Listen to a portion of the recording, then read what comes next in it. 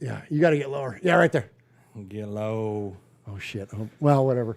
Whatever. Yeah. Somebody. I can't hear anything. That's okay. You don't have to. Okay. Well. Did they see me? Shh. Big stupid ass. Nah, nobody jumps in that early.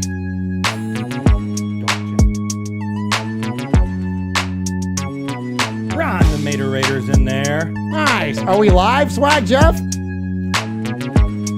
Oh my gosh, we are live. They're all here. Raideroo, Lee B, B.O. Hacken, Ron the Mater Raider, Matthew Mangus. Oh my gosh, they're in Oh quick. my gosh. Well, yeah, because everyone wants to win the swag. Oh, yeah. Kevin the Raider Nerd. Yo. Oh my gosh. Wow, man. Raider Critique. Pete M. Or P33TM.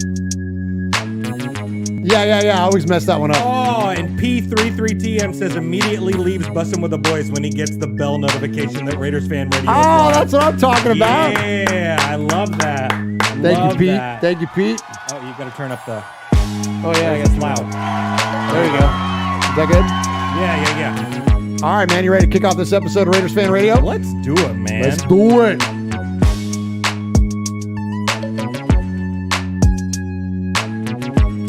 I guess I got to stop this one first. Yeah. You did not get to get my hit the button, nerd. Just press the damn button, nerd. What's up, Michelle? I'm trying.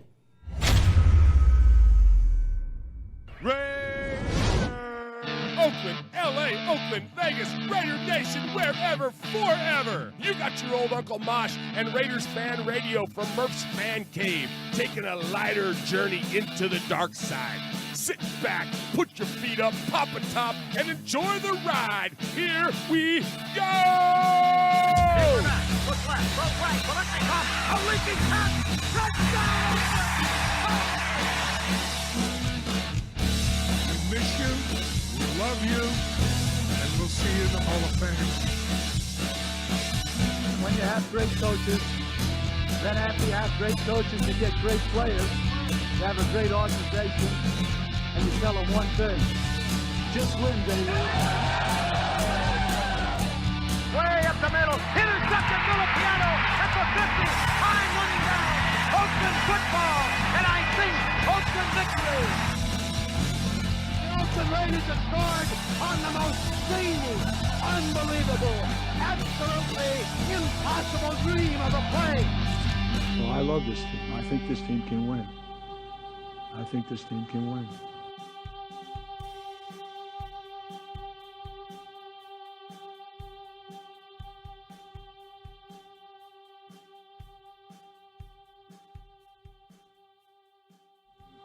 What is up, Raider Nation? Your buddy Murf back once again for what we trust will be a fantastic episode of Raiders Fan Radio.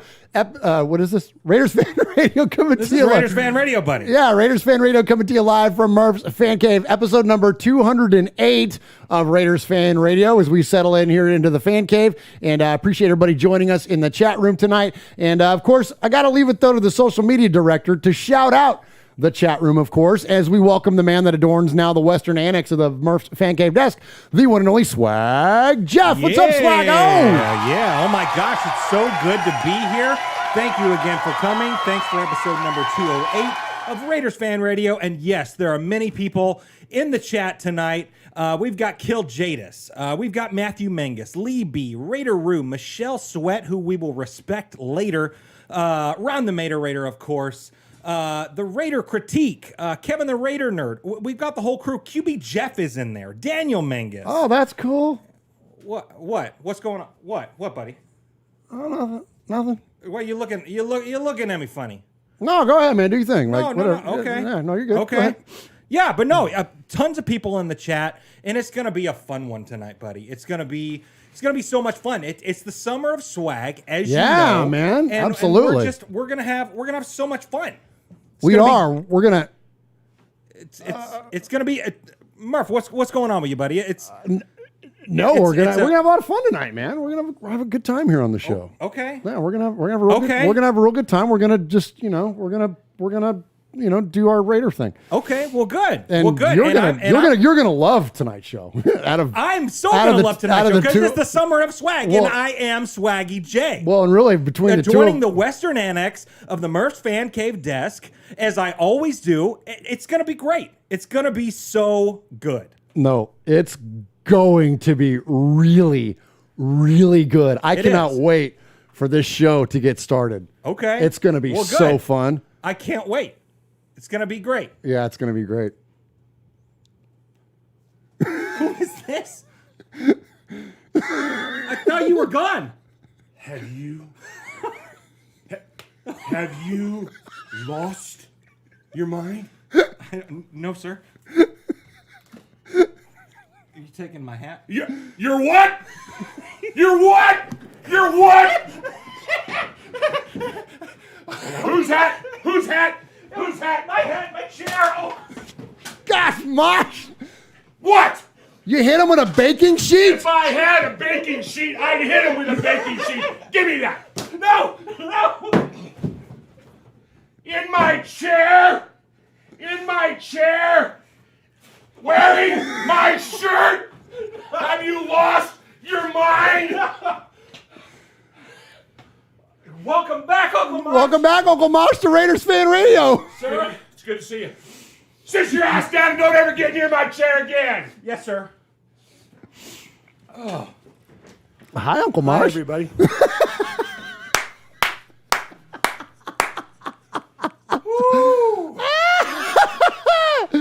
Oh my gosh, I'm dying. I got new glasses, so here you go. Look at her, fogged up already. Welcome, Uncle Mosh, back to the man that now, as appropriately, adorns the Western Annex, the Murf's Fan Cave desk. What's up, Uncle Mosh? You got to give yourself a play. You got to hit the thing with the button. You remember how to do this? Come on, you got the buttons. You know, there you go. It was all in fun. You're going to keep it up, and I'm going to have to hurt you. Okay, so let me just say this. Okay. Well, then Mosh will get settled There back in. may For be- those that don't know, for those in the audio version of the podcast, they're thinking, what's going on? Basically, Uncle Mosh just reappeared Michael Myers style and assaulted Swag Jeff. Oh, my gosh. Okay, so I got to say this. Okay. There's probably only 3 people in the whole world that I would let sit in my chair. Yeah. Yeah. Swag Jeff is one of them? Hell to the Clearly not. Clearly not.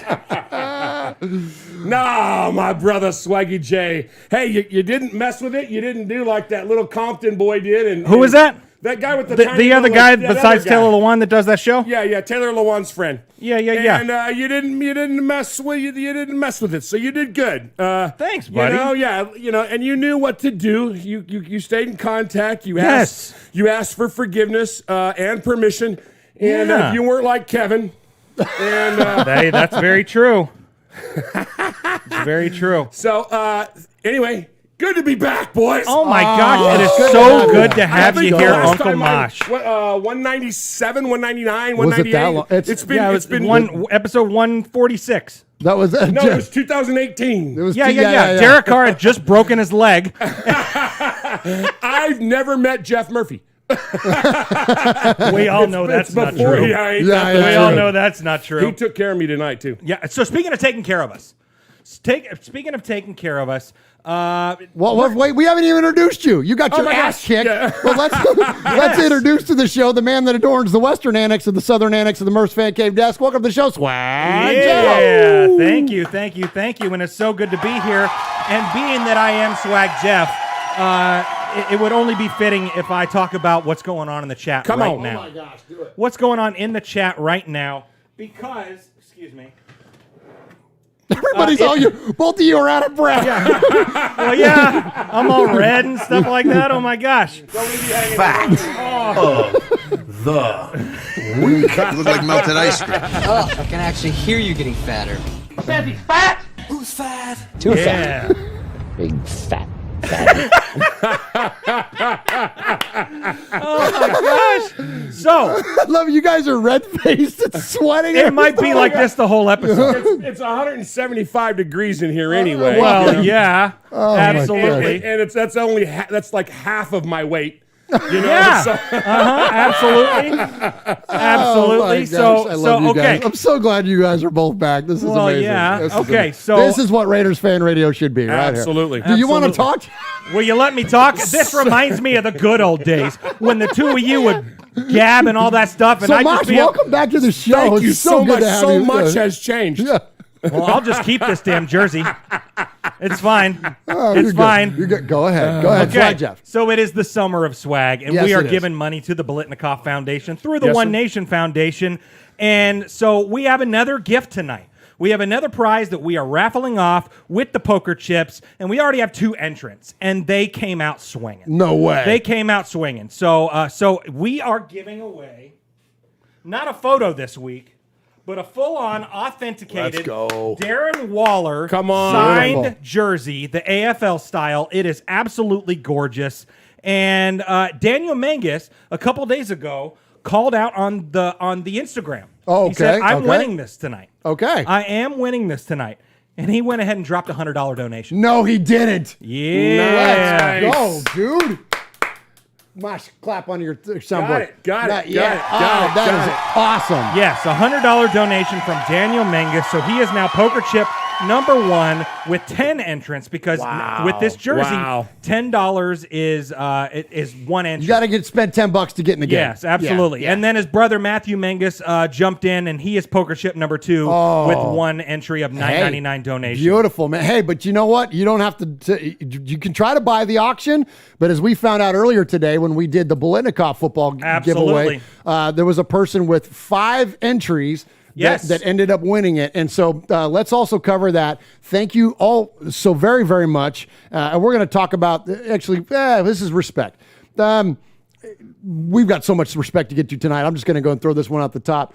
Thank you so much, and much respect to all the people that donated this past week for the Bolitnikoff football. We raised well over $700, and we're now up to $3,000 on the amount of money that we've raised for the Bolitnikoff Foundation. And so we look forward to presenting that check to the Bolitnikoffs live at the upcoming Bolitnikoff dinner that happens in October. And so thank you. We're going to keep on trucking. We're going to shoot for 4 and shoot for 5. We can get there. Absolutely. We're just going to keep on this thing. And so we appreciate you, Raider Nation. Appreciate all the amazing donations. And congratulations to, who was it, Swaggo? Wendy Ehrlich? Yes, Wendy Ehrlich. Yep, she had 5 poker chips in the hat, and she came out victorious. Yeah, Came out absolutely. victorious. Got the Beautiful. Freddie B signed football. Will be put in the mail this week. It's going to be awesome. That's and Raider Roo. Raider Roo.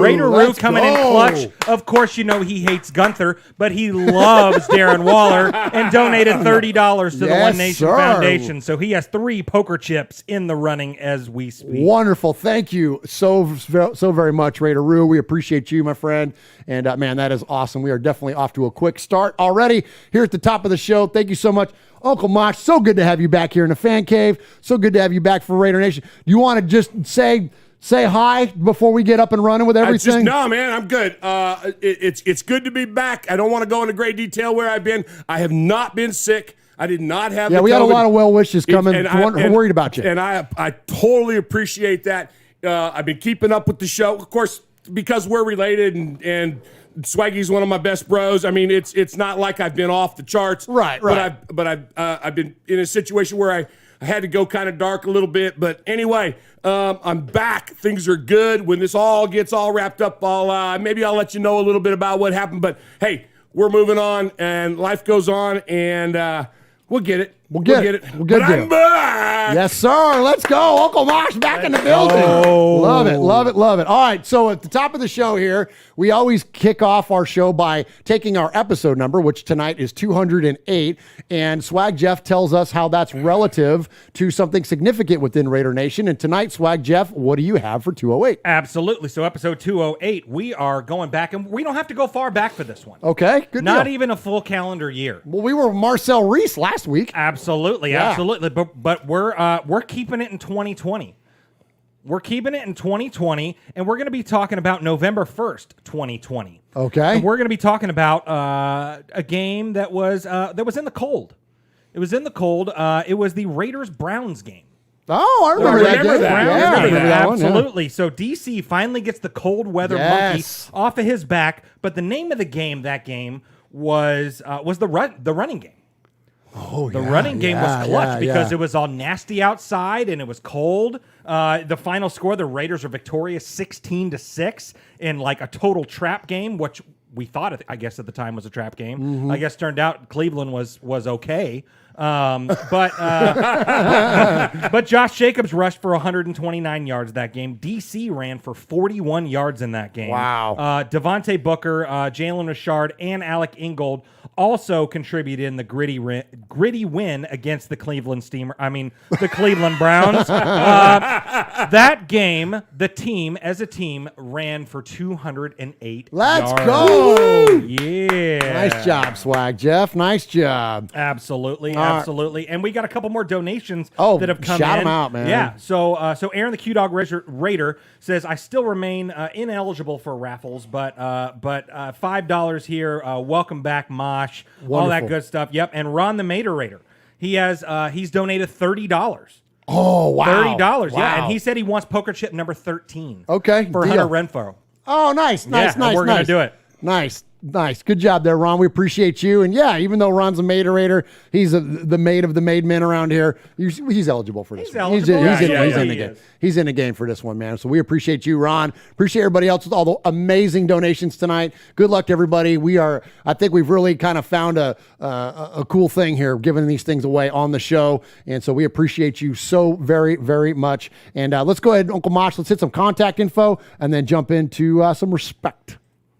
So, if you want to listen to us, get on a podcast All right, boys and girls, pay server. attention. You mean this one? Uncle Mosh here with an update. That's right. I got some stuff for you. Take out a piece of paper, a pencil, a pen. Heck, use your pocket knife and carve the info into your dashboard as you're driving down the highway. First off, you need to like us on our fan page on Facebook. That's right. Go to Facebook at Raiders Fan Radio Podcast. Don't forget about the Twitter. You know your old Uncle Mosh, he twits now. That's right. Go to at Raiders Fan Radio. Also, don't forget the Instagram at Raiders Fan Radio. Or what about our website? That's right, RaidersFanRadio.com. Heck, if you want to,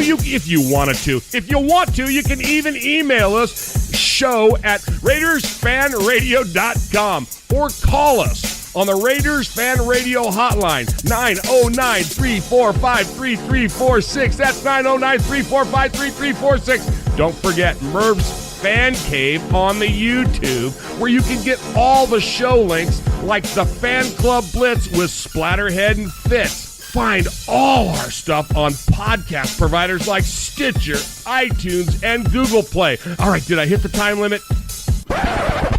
Good.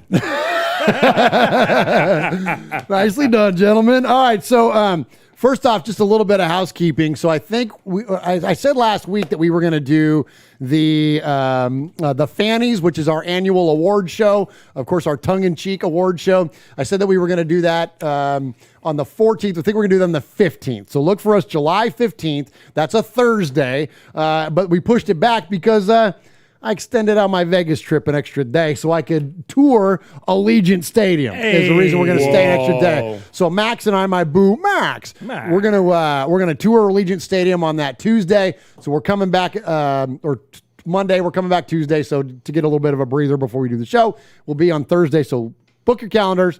Thursday, July 15th, and don't you know, we will have some more cool stuff to give away, plus honor all of you that are out there in the Raiders Fan Radio listening audience. We appreciate every one of you. All right, so... And speaking of that, D the Sun with a $30 donation. Let's go, dude. Absolutely. No, getting in the done. mix. Absolutely. Thank you, D the Sun. Would you like for me to handle this, Mosh? Oh, yeah. No, I got it. Yeah, hit the I plug. told you about touching my stuff. Well, hit the damn button. He's a little have some grace with Uncle Mosh. He's a little bit. I was going until he whipped my ass. Just press the damn button, nerd. It's been a minute, man. It's been a minute. Oh my God! And Michelle and hit Sweat. it again. Hit it again. Yeah, okay, I got it. Michelle Sweat on her birthday. Much respect to Michelle on her birthday. Happy birthday from all of us here at Raiders Fan Radio. $50 donation. Amazing. Yeah. Kick off the freaking respect segment, Jeff. Take it away, man. And we just talked about it. Michelle Sweat, a huge fan of our show, great friend of ours. Yes. We love her. She made us the pirate ship and also the other pirate ship that Jesse from Kentucky got. It's so awesome. And yeah, much respect. A $50 donation. What better birthday gift would it be than for her to have a signed Darren Waller jersey? You know what I'm saying? Absolutely. And I won't have to ship it. Well, yeah. We'll just go meet at Domenico's. Yeah, we'll just meet at Domenico's. Here's your jersey. Yeah, but amazing. Thank you all so very, very much. Look, nights like tonight, I know we're going to hit at least $4,000. It's so amazing, all of you and your generosity. And just know this too, that like, and I know everyone's wanting to win the jersey, and I wish we had more than one jersey to give away, but just know this, that your money is going to an amazing cause, the Bolitnikoff Foundation that funds Tracy's Place of Hope. If you missed it last week, just know this, it's a fabulous facility that offers rehabilitative services to young women that are victims of domestic violence and or subject to substance abuse. It's an incredible organization built in the memory of Tracy Bolitnikoff, of Fred's daughter that was taken much too early in life. And so we just thank you so very, very much for what you're doing. That again, that's what this thing is all about. Yeah, we got some cool stuff to give away, but we're generating money for an excellent cause. So thank you so much to what you're doing out there, Raider Nation. And we got another big one in there. Go ahead, Jeff. Yeah, Daniel Mangus, a $19.99 donation. So 2 more cool poker chips. Daniel Mangus is the leader in the clubhouse, everybody. 12 poker chips. We're like $270 already, guys, and we barely even gotten started tonight. Was Daniel the keeper of my chair, or was that Matthew? Well, they both defended you on a weekly basis. Yeah, the Mangus brothers. Yeah, absolutely. And the other one, of course, Matthew Mangus, who now has another $9.99 donation, another guys. $10, so he gets another poker chip. Yeah, unbelievable. They were all over you being in my chair. They yelled at me weekly, literally weekly. Like, and Jeff was like, "Oh, ha ha," and they were like, "No, dude, get out of his chair." Oh yeah, absolutely. they weren't. The Mangus brothers were not playing. All right. So speaking of all this respect, so much respect for Michelle. Happy birthday. I mentioned at the top about the donations that are coming in. And so I just want to recognize Jimmy Zebach for that very, very generous donation. Oh my Jimmy gosh, Zebach yes. goes way back with us for a long, long time. Our good friend, he is the president of the Great Lakes Booster Club, which is, of course, Erie, Pennsylvania, home of Fred Bolitnikoff. So we want to thank Jimmy for all those amazing donations. I got a couple others around. So this is actually going to be probably the biggest segment of the night is the respect segment. I want to give respect to the Pro Football Writers Association because they awarded Rod Marinelli, who is our defensive line coach for the Raiders, as you all know. They awarded him the let me think. It's the Dr. Z Award. Dr. Z was a longtime writer for Sports Illustrated, Zimmerman. And so the Dr. Z Award goes to the best assistant coach in the NFL. Oh, nice. And Rod Marinelli won it. And John Gruden made a point of during one of the team meetings during OTAs, made it a point to kind of single out and recognize Rod Marinelli. And so let's check in with Coach and hear that. This is his 26th season as an NFL coach. He has coached with Tampa Bay, Detroit, Chicago, Dallas, and Las Vegas Raiders. All right? And the winner of this is a prestigious award now, this Lifetime Achievement Paul Zimmerman Award is. Oh, yeah!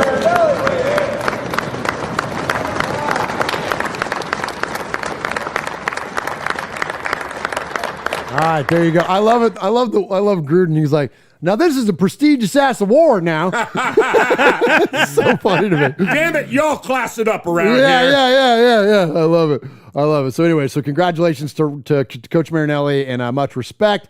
All right, this is a big one. Before I get to it, Swag Jeff, let us know what just happened in the chat. Yeah, is it Pete M or P33TM? Pete. Pete. So Pete M. What's the matter, bro? You don't lead speak or what? It's Pete. Well, it's the numbers and the letters, okay? I'm just making sure. Come on, dude. Let's get Just the fat. making sure. He gave us the fat loots, dude. Let's go. It's like Pete and repeat. Yeah. One of them fell off a fence. Yeah. Who was left? I ain't doing it. Will you get the damn camera off of me? Thank $20 you. donation. Thank you very PM. much. We appreciate you, my friend. That is amazing. Thank you, Mosh, for the applause. All right, so here's where I'm going to camp out for a second because this is one of my all-time favorite people it's ever been associated with NFL broadcasting, and we are going to respect John Facenda for numerous reasons. We are going to respect the Hall of Fame because their willingness to give John Facenda in this year's Hall of Fame ceremony the Pete Rozelle Radio and Television Award. So what that is an award that goes out. It started just a handful of years ago, but this award goes out to those that obviously exhibit excellence in broadcasting. And for my money, if you ask me, who one of the all-time greatest NFL not just broadcasters, but voices of the league. One of those voices that's synonymous with NFL films, synonymous with football, but more importantly, synonymous with the freaking Raiders, man, because this guy did so many amazing voiceovers for the Raiders and for NFL films, including the last one he ever did before sadly he passed away was Black Sunday. I'm going to play you a few clips from Black Sunday because if your Raider heart doesn't get thumping and you don't get chill bumps on your arms, you're doing it wrong. But before we get to that, let's also check in with, this was the kind of the announcement honoring John Facenda when he passed away. And at the time, the studio host for the CBS NFL Today show was Brent Musburger, who's our current freaking play-by-play announcer for the Raiders. So this is really cool. So a lot of connectivity back to the Raiders. So let's check in with Brent Musburger as he kind of announces the passing and kind of talks a little bit about the greatness of John Facenda. The National Football League lost an old and dear friend this week when John Facenda passed away in Philadelphia. For 2 decades, Facenda was the voice of NFL films, and it was a voice that left an unmistakable impression on all those who heard it. And as they say in Tinseltown, roll 'em. John was a pioneer in television news starting in 1948. He anchored and reported for WCAU TV in Philadelphia until he left on a typically cheerful note in 1973. Be happy for me, because I am content. But John did not leave broadcasting. His voice still carried into the homes of football fans. It was a voice you could not forget. Commitment to excellence, the motto of the Raiders. We would get letters here at NFL Films, the voice of God, or the voice of doom, or the retreat from Dunkirk voice. People had so many different, they didn't know his name, but they knew the voice. The sound of his voice is as much a part of the National Football League as the roar of the crowd and the crunch of helmets and pads. And the legend lives on. I'm John Facenda. All right, so pretty cool stuff there. So that's from an old clip, as you could tell, from CBS when he passed. So a couple things that are neat there.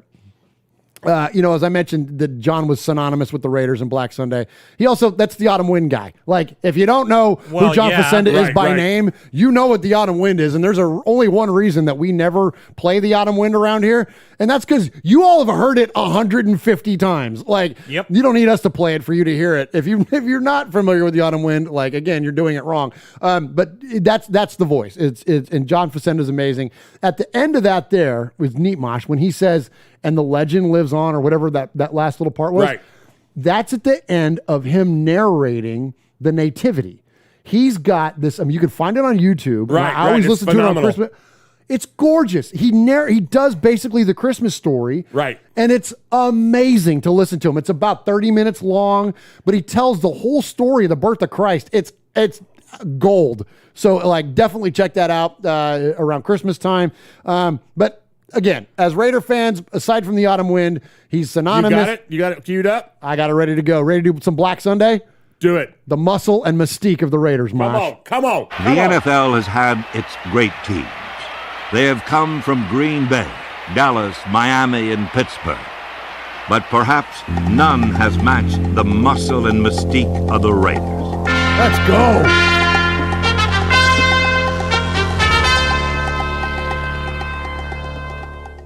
Oh, I love it, man. Nothing has matched him. All right. I got 2 more for you. I love the drama. For those of you that are familiar with our show, you've heard me say this a million times. I love the drama and the amount of consequence that gets put behind Black Sunday. And it's like, it goes beyond just a competitive game, Mosh, right? What does it turn in? What is, according to John Facenda, what was this game?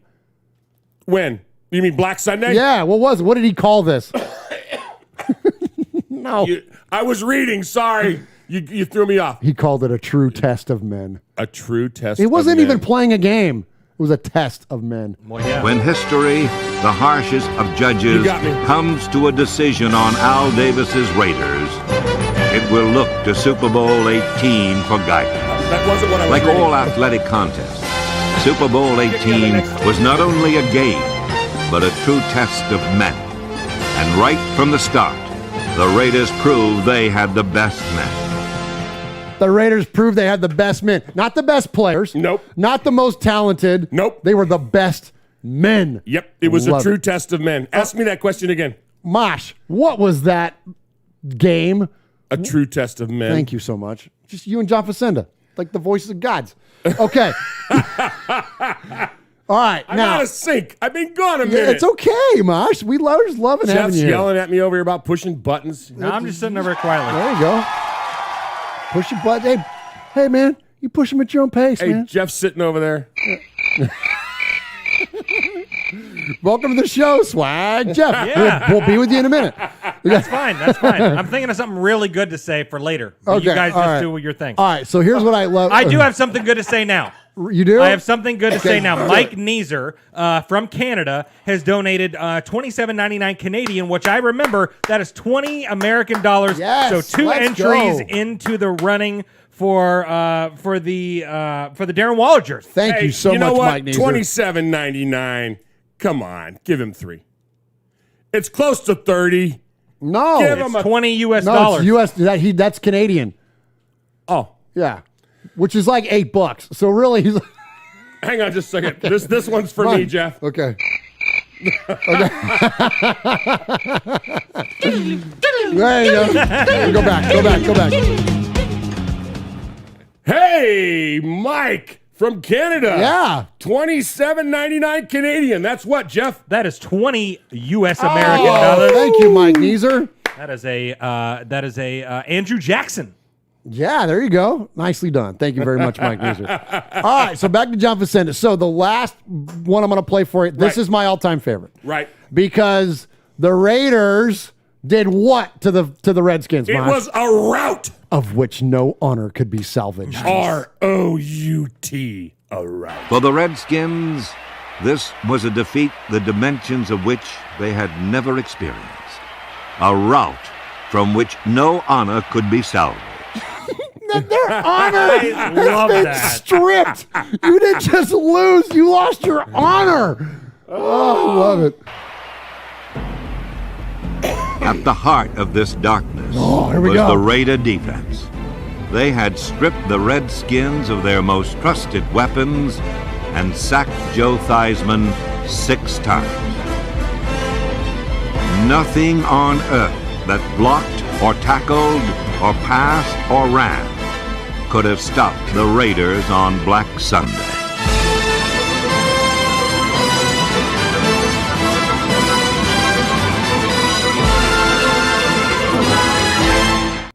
Oh my gosh, it's the best. I love that line. Nothing that on earth that blocked or passed or tackled or ran could stop the Raiders on Black Sunday. Yes. So incredible. So good. We appreciate John Facenda so much. Much respect to John Facenda. Much respect to the Hall of Fame. Much respect for them giving him the Pete Rozelle Radio and Television Award. Congratulations to him. And so, yeah, good stuff there. All right, one more to get to. I need a little bit of an assistance on this one though, guys, because I was supposed to have some pictures pulled up on here. So I need you to do what we call in the business this. I need you to stretch. Stretch. So Uncle Mosh, I'm going to toss it to you, and I need you to just stretch. Like just give me like 2 minutes of stretch.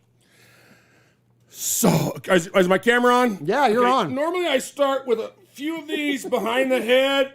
And then I go and I Stretch the belly because I know Domenico's is in my future. I have the Soprano today. Jeff, you ever had the Soprano sandwich? I have. It is was fantastic. phenomenal. I get the dip. I get the dip like every time with the au jus sauce. Oh. Shout out Domenico's. Tell them about where they can find Domenico's.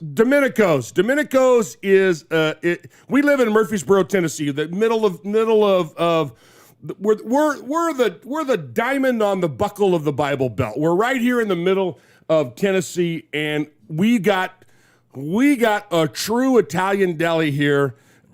Straight out of California, straight out of Alameda, man. Straight out of Alameda, and is like the fourth in our group. Absolutely, Jeff Murphy. He's our fourth. Yeah, he's our fourth. So, his lovely wife designed our freaking new logo. Our new logo, yeah. So absolutely. Anyway, it's a phenomenal place to eat. They provide our lunches or dinners or whatever time that we're going up. And it's phenomenal. It's probably, other than you two, it's what I've missed the most about not being here on Wednesday. Well, yeah. There you go. All right, good stuff there. So here, all right. So last one I got for you. Last bit of respect, and much respect to Domenico's, always fueling us up pregame. And Daniel Mangus with another $10 donation. Oh my gosh, thank you, Daniel Mangus. 12 poker chips for Daniel Dude, Mangus. let's go, Wants that man. jersey. Yeah, he does. All right, so my last bit of respect, we got a new made man around here. We got a new made man. And so normally you got to call the show 3 times and leave a message, and then we refer to you as a made man or a made woman. Or you got to email us an indefinite amount of times. Then you become a made man or a made woman. I'm going to enter a new category. Executive decision made here on Raiders Fan Radio. Whoa. I'm going to give you guys a new category. If you continually send us pictures of yourself in Scotland at various historical locations, you can become a made man. Yes, you can. Here in Raiders Right Fan on. Radio. So much respect to our buddy Colin, who sends us pictures all the time from like all kinds of stuff. So this is he says, let me see. I'm going to read this to him. Read this, what he wrote. He wrote, RFR meets local hero at the Pennon Red Phone Box, the film from Local Hero. And that is from our buddy Colin. Here's another one. At Dumbarton Castle. No way. Look he sends us these pictures Oh my of these gosh. historical locations, always wearing his Get Made RFR shirt. Oh my gosh, I love that. He is the freaking best. So thank you so much, Colin. Colin McDonald in Scotland. You get all the respect from us here at Raiders Fan Radio. And congratulations, you are the newest one added to the list. You are a new made man here at Raiders Fan Radio. Mosh, do you have that on your board? I don't think I've got the made man music. I think you've got it. I'll need to. Heck, now I got to dig it up. Hey, so Stretch, we're such dopes, or I am. We'll stretch. You look it up. Distribute for like 1 minute. So we were talking earlier about how this is exciting without having content this time of year. Not a ton of Raider content, but doing what we're doing. It's like we're running one of those old Jerry Lewis telethons or something. Oh my gosh, it's so absolutely. much fun. Absolutely. People okay. sending Hey, stuff cue in. me up. Cue me up for that. Turn the camera off of you. Sorry. Murf. I was looking. Okay, so right now, we are at. Okay, I'm ready. Hold on. 12, 13, 17, 20, 25, 27, 29, 32. We're at $320 at the 45-minute mark of this show. So beautiful. Hey, let's run this thing up, guys. Let's run this thing up. If you want this Darren Waller, that's his brother, Darren Waller signed jersey to benefit the One Nation Foundation, which will in turn benefit the Bolitnikoff Foundation, where we're gonna make it rain at the Bolitnikoff Foundation. Let's go, I think. dude. You know what I mean? Yes, So sir. absolutely. Get in the mix, man. Get in the mix. Let's try to get $500 tonight, man. Let's get $500 If we're at tonight. $330, we ought to be able to get to 5. Hey, awesome the stuff. question came up: what size are they? Most of what we give away is extra large. It's an extra large jersey, it's Pete. like the best size for most people. Yes. You know, if you want, And you can wear jersey big. absolutely, Yeah. or skin tight. Yeah, the way these two guys do. Yeah, careful over there, okay? Okay. Yeah. Hey, Hey, where? runt. Moving right along. Congratulations so very, very much to our good friend Colin McDonald in Scotland. And if you send us pictures of yourself in your Get Made shirt at various international locations that are historical, absolutely, you could become a made man here too. Thank you, Colin. We appreciate all your support from across the pond. Oh, you know why we're here. So we got any doubt? That's the old one. And I'm not even allowed to play that. I'm not allowed to play that one anymore because we got in trouble. That's stuff that we got in trouble for. Yeah. So where's the ding? It's not like it's the first time we've ever gotten in trouble. Why is this such a hard thing for me to play? Hey, let me go to some IDs while you Here, look that up. I got it. You are a made man. You showed you are part of the family by participation. By chance, a man like yourself should make enemies, then they would become my enemies. Showing you are a friend of Raiders Fan Radio, you have leapt across the line. Friendship is everything. Friendship is more than talent. It is more than the government. It's almost equal to family. Be loyal. Made man, Raider fan. Someday, and that day may never come, I'll call upon you to do a service for me. But until that day, accept this as a gift. And don't ever forget, words can hurt more, but silence can break hearts.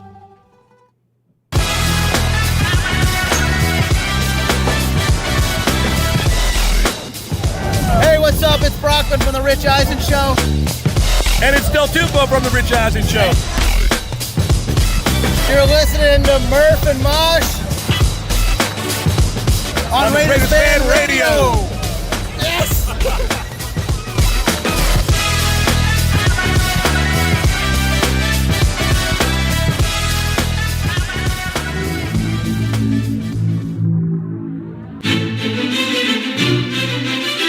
Patrick Claybon with NFL Network here. Hey folks, I know 3 things you might like. Do you like football? Do you like the Las Vegas Raiders? Do you like listening to things? I'll add a 4th. Do you like swag? Well, here we got Swag Jeff, Murf, Uncle Mosh. This is Raiders Fan Radio.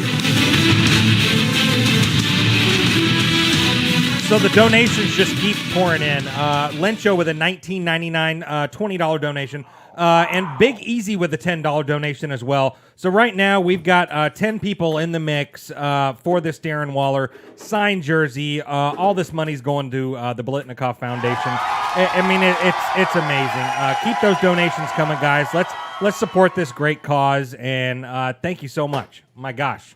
It's amazing. Oh, that's incredible, man. That's beautiful. I know. Awesome stuff, man. Awesome stuff. Thank you so much. Who's all is in the chat room tonight, Mosh? Oh my gosh, Raider Roo, Aaron Q Dog, Kevin, Pete M. And you know what? He said we were right. His dad is Pete, so he is repeat. Oh, nice. I love that. Roy, Nice. Michelle, happy birthday to you, Michelle. Super him. Me, Jeff, you, the Big Easy, Chris Rubio. What up, Chris? What's up, Chris? Man, love it's a whole bunch of people. I can't scroll up. And they asked me to do something. Oh, hit the dislike button. They go, yeah, that must be an imposter because Uncle Moss, I got to tell you, in my absence, they disabled my dislike button. We took away your disliker. Well, now you all got right. it back. So now it's okay. Ron the Mater Raiders here. The Raider critique is here. Awesome. Let's see. Who else did I forget? Of course, Jeff Murphy. Matthew and his brother, if he really is a brother. I might be that third brother. I'm just saying. The way they stuck up for me. It's funny that you say that, Uncle Yeah, Mosh. because go ahead, tell him, Jeff, and I'll pull up that picture. So when Murph was on the West Coast with the boys, he missed the Mangus twins by about 37 seconds. They had just pulled off. They were already in a sandwich hangover, and but Tyler Raider was still there and got to hang out with both of the Mangus boys and took a picture and said, "I can confirm that there are 2 Mangus." Look at that. So there's Ty Raider, and there's Mike Murphy from Domenico's Alameda, and then in the A's hats there are the 2 different Mangus. Okay, so and one of them is wearing an A's shirt, and one of them is wearing a Henry Ruggs jersey. There's 2 guys with hats, and their faces are covered. That looks like you and I about 26 years ago at that liquor store. Anyway, statute of limitation has run out on that. And we ran out on that. All right, hey, Swag Jeff, shout out what's going on in the chat room real quick. Oh, yeah, absolutely. So repeat with the repeat. Repeat with the repeat. Love it. Absolutely. Let's Another go. $20. Beautiful. And Trinidad has asked how to donate. Hit that super chat, dude. Every $10 gives you one entry into the running for the Darren Waller jersey. Absolutely. Thank you, Trinidad, for asking, and thank you so much, Pete. Gosh, this it's amazing. This is going to be, I'm calling it right now, this is going to be our highest night when it comes to fundraising. 100%. And by giving away that Darren Waller jersey, and so amazing. So, all right, so let's talk a little bit about, we call this a segue. Let's talk about the guy that throws Darren Waller the football. Let's talk about Derek Carr. So, big story of the week, right, is that Derek Carr is going to lobby, or as his words, put the full court press on for former Fresno State teammate Davante Adams to come over from the Packers to the Raiders. We all know that Davante Adams becomes a free agent after this year, and the Raiders sure do need a number one wide receiver, and wouldn't it be amazing if it were Davante Adams? So let's go check in with the clip here. Shame on me, I don't remember the girl's name. That I want to credit her for getting the interview. It's Bree something. Bree Mellon, maybe? Yes, Bree Mellon. So credit to her for getting this interview, getting this soundbite that's run rampant all over social media this week. And let's check in with that interview. There was some rumors swirling around that, your former teammate, maybe Davante Adams, would be a Raider. What is just your thoughts on those rumors? Do you think that's a possibility in the future? I've learned in this business, you never shut a door on anything. I know that he's obviously the best receiver. Everyone said one of the best. He's the best receiver, in the NFL. The guy is unbelievable. He's, been one of my best friends, since we were in college together. I love the guy. He's a good golfer too. He's a pretty good golfer, so he's getting good at golf. But I would always welcome to play with him again. I think it would unlock some things in both of us that people haven't seen yet. And I'm always open to that, and I will be recruiting very hard. So when that time comes, it will be a full court press. Love that, Mosh. Isn't that great? I love it. When you get a quarterback that says, I'm going after a guy that can catch the ball that I throw, that I know he can. I love that. I love it. Love it, man. Yeah, love the history of these great. two guys. Of course, they're great friends, and we're amazing. I think Derek threw 38 touchdown passes their year together at Fresno State, or that last year, whatever it was. I mean, just an insane amount. Maybe it was the last couple of years, but anyways, point being though is that these guys connected, and when you watch that video, they're playing highlights of Derek and Davante. Oh, are they really? Oh my gosh, and it's like bomb.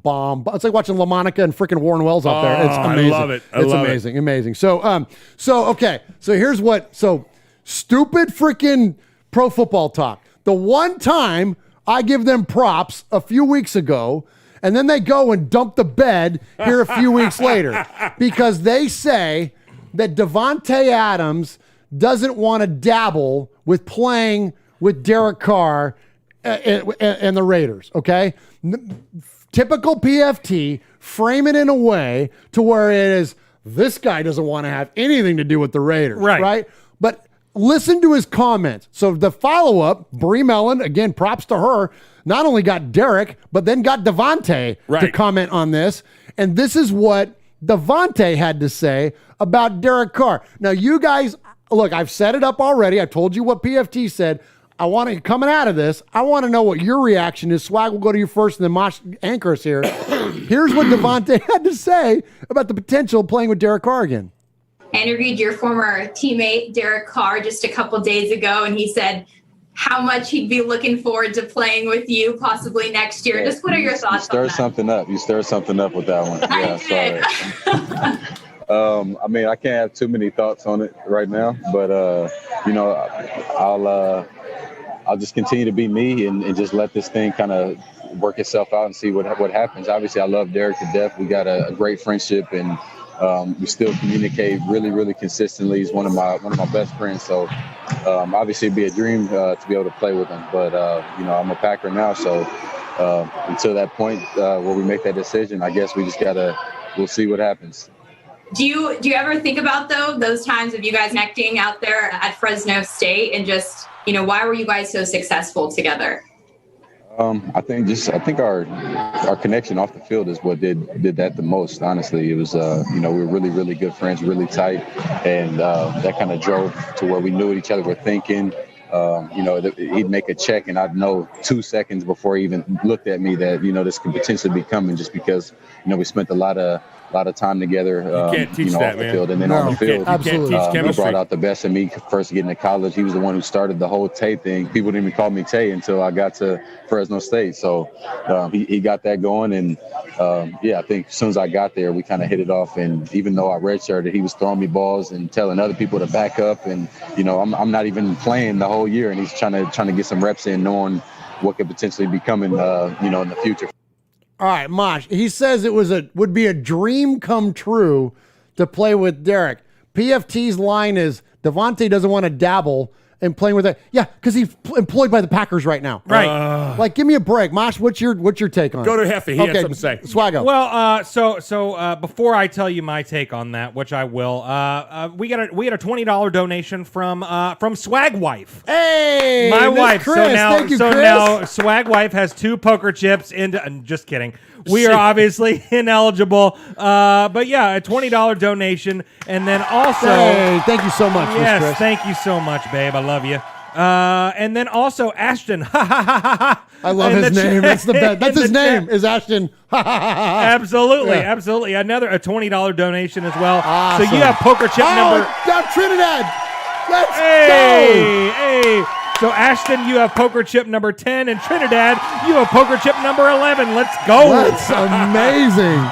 We got to clarify something. You were kidding when you said that you Chris had 2. Chris she is ineligible. She wrote on there. She said, "Great show, guys. Welcome back, Uncle Mosh. No raffle for me. Let's just keep the cash flowing to the One Nation Foundation." Awesome. Way to go, Cheers Miss to that. Chris. Way to go, Thank Miss you. Chris. Yeah, you got enough swag already, Jeff. If I wanted this jersey, I would have just kept it. Appreciate all these amazing donations tonight. We are Oh my absolutely gosh. setting it on fire. Y'all are the best. Thank you so very, very much. And yeah, obviously, Davante and Derek, as Mosh said during that clip, you can't teach that. You can't teach that chemistry. Nope. And talk a little bit about that as a former coach, how important that natural ability with one another. Chemistry is something that you have with somebody. You and I have been doing mic stuff for 25 years. Yeah. We did live play-by-play wrestling. We screwed around on the internet with making films and blah blah blah blah blah. And Jeff, who was one of my students, he and I had that chemistry in class, and Yes. so the mix is there. So we understand chemistry, on our level. From the behind the mic, from the broadcast booth, but on the playing field, it's the same thing. When athletes know it, and you hear so many of the old ones say that, "Oh, I knew what he was going to do. If he'd check down here, I knew that the ball was coming right." It's not that the QB had a tell per se, because that everybody on the defense is watching him. Sure. But they knew they knew the vibe. They knew what was coming. They knew where it was going to be, and that's just something you just can't teach, man. Can't teach it. You got it or you don't. You develop it, and it happens or it doesn't happen. And so why wouldn't you want to go after somebody you had chemistry with? Why off the field, and they're best friends. And why did he wait this long? That's what if I had the question to ask DC, that's what I'd say. Okay, that's great. I love that you're doing it. Why did you wait till now? Well, why didn't you start this 7 years ago? Yeah, right. Yeah, or when that rookie contract was up, and I don't Seriously. know. And look, I mean, the Packers could franchise tag Davante. Like, there's a lot of things they could do that would lock him in, and they might, especially with Aaron Rodgers, potentially retiring or leaving. Like, you're gonna want Jordan Love to have a target and have, according to Derek, the best wide receiver in football. Yep. The Packers aren't just going to move away from him very easily. So there's a lot in play, but I love this idea that players are now openly expressing this, the endorsement of one another. Like, I think it's cool, man. I think, I heard a rumor. Okay. I heard that Marcus Mariota, he wants to go to the Pack. You know, so maybe he's getting. I don't believe that. Maybe I don't believe that for a damn second. I think he wants to go to the Broncos, Jeff. Don't say it, Jeff. Let's go to We're your a family show. This is their face for reaction. Yeah, no. Marcus no way. So wait, Las Vegas is the 9th island, okay? Y'all can both kiss it, okay? Marcus Mariota is going to be a Raider. Okay. He's right, though, because the number one destination for people that live in Hawaii is Las Vegas. Yeah, absolutely. Yeah, I've done my research. I know. I know everything there is to know about Marcus Mariota, buddy. Okay, settle down over there. easy. Or My give me gosh. the pan. Give me I don't have the pan anymore.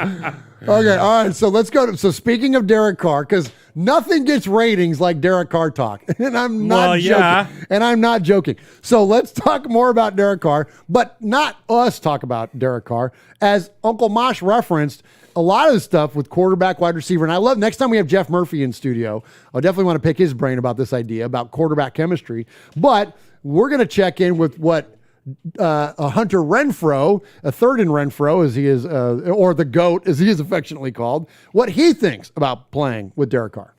I am a big Derek Carr fan. So I want to say I really was impressed when he expressed some really strong feelings toward the Raiders on Tuesday, telling the media that he would rather quit than play anywhere else. As a teammate and as a friend, what does it mean for you to hear something like that from him? I think I saw it on Twitter, and I screenshotted it and sent it to him and said, I love this. Because, that's who you want as a quarterback. That's who you want as a leader. A guy who's going to give everything he has because he's made a ton of money. Like, he doesn't need any more money. He's going out there to play football. He's doing it because he loves it. He could retire now and play golf every day. He could do whatever he wants. He has, 4 kids. He could hang out with them every single day. But, he loves football. And so he wants to be around us. And he, loves the Raiders. And that's one thing that I've noticed in the 3 years I've been with him is, he definitely had his priorities in line with, God coming first in his family and then football. But he takes football very seriously, and his teammates, he treats them the best.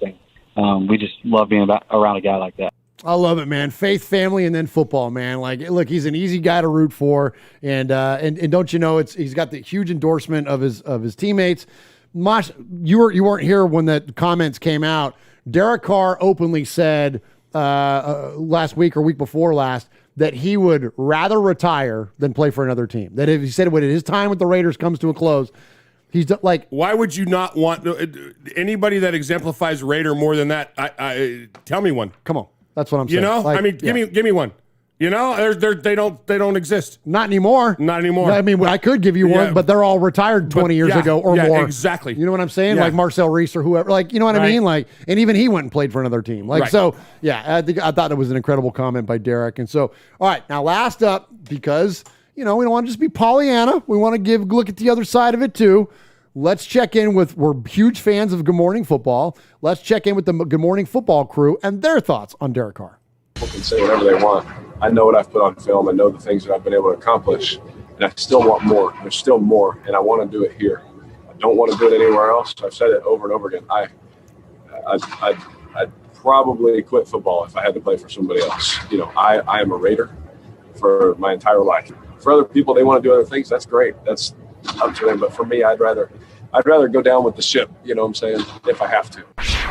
I love the loyalty. I respect the loyalty. There's also a cold, harsh reality that we'll have to deal with, and so will Derek Carr. What do you make of his passionate words yesterday? I wish Derek Carr would let us love him. I want to. It's a very likable guy. He's in his own way NFL royalty and the bloodlines. He's a family man. He's a great teammate. He's a great leader. It's hard because the results aren't there. And he says, I know what I put on tape, and it's not about that, man. It's about what you put in the standings. And every year we're doing this over and over. And look, I respect his loyalty and everything, but look, I don't know if he does want to be a Raider forever. And I think this is the last year of him as a Raider, because how many times can you keep doing this? I think there's kind of an eerie similarity to he and Matthew Stafford. Matthew Stafford's kind of the same deal. Very good quarterback on bad teams. Legions of people online who are apologists for them, saying it's the team, it's the line, it's the coordinator, it's this, it's that, and they just never win. I filed them under this file that says it's a tough game, kid. Sorry. NFL's a tough deal. I'm sorry. But look, Stafford, new lease on life. He could have said, I'm a Lion for life. They drafted it. He's not. He seems to be walking down easy street right now with the Rams. So I would not be so close-minded. I'll use that term for Derek Carr. Easy for me to say. I wish he would win this year so we don't have to worry about it, but I'm also getting a little tired of waiting. All right, so that was Kyle Brandt there. Wow. So pretty tough comments from Kyle. But here's something to back up what he's saying. And now, granted, Derek Carr, a lot of this data comes pre-Derek Carr, because I'm going to go back to 2003. But listen to this, guys. Winning seasons since 2003, okay? Of course, New England is at the top with 17, okay?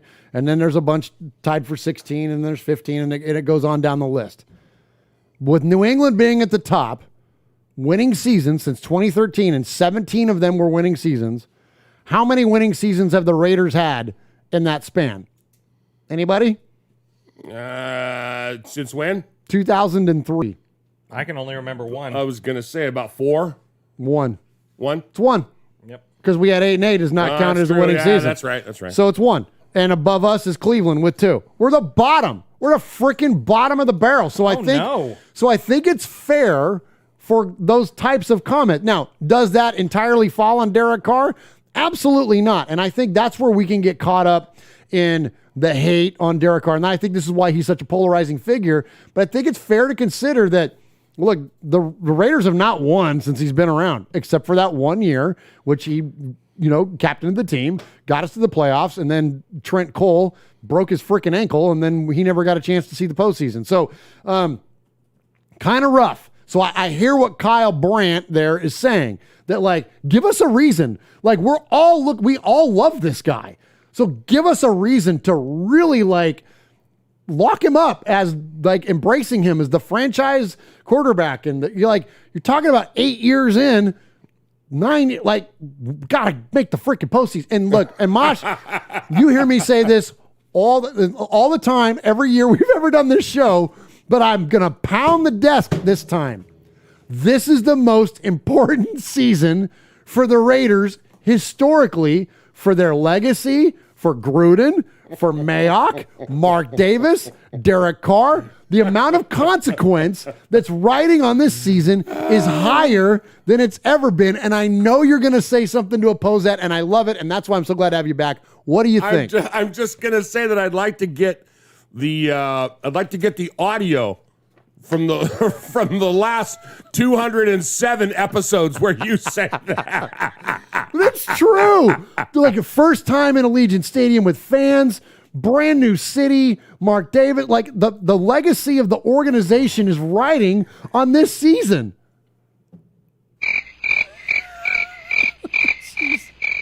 Absolutely not. Might go down as the dumbest thing you've ever said. I can't believe that you said the legacy, yes, the 60-plus year legacy of our team depends on this season. Yes.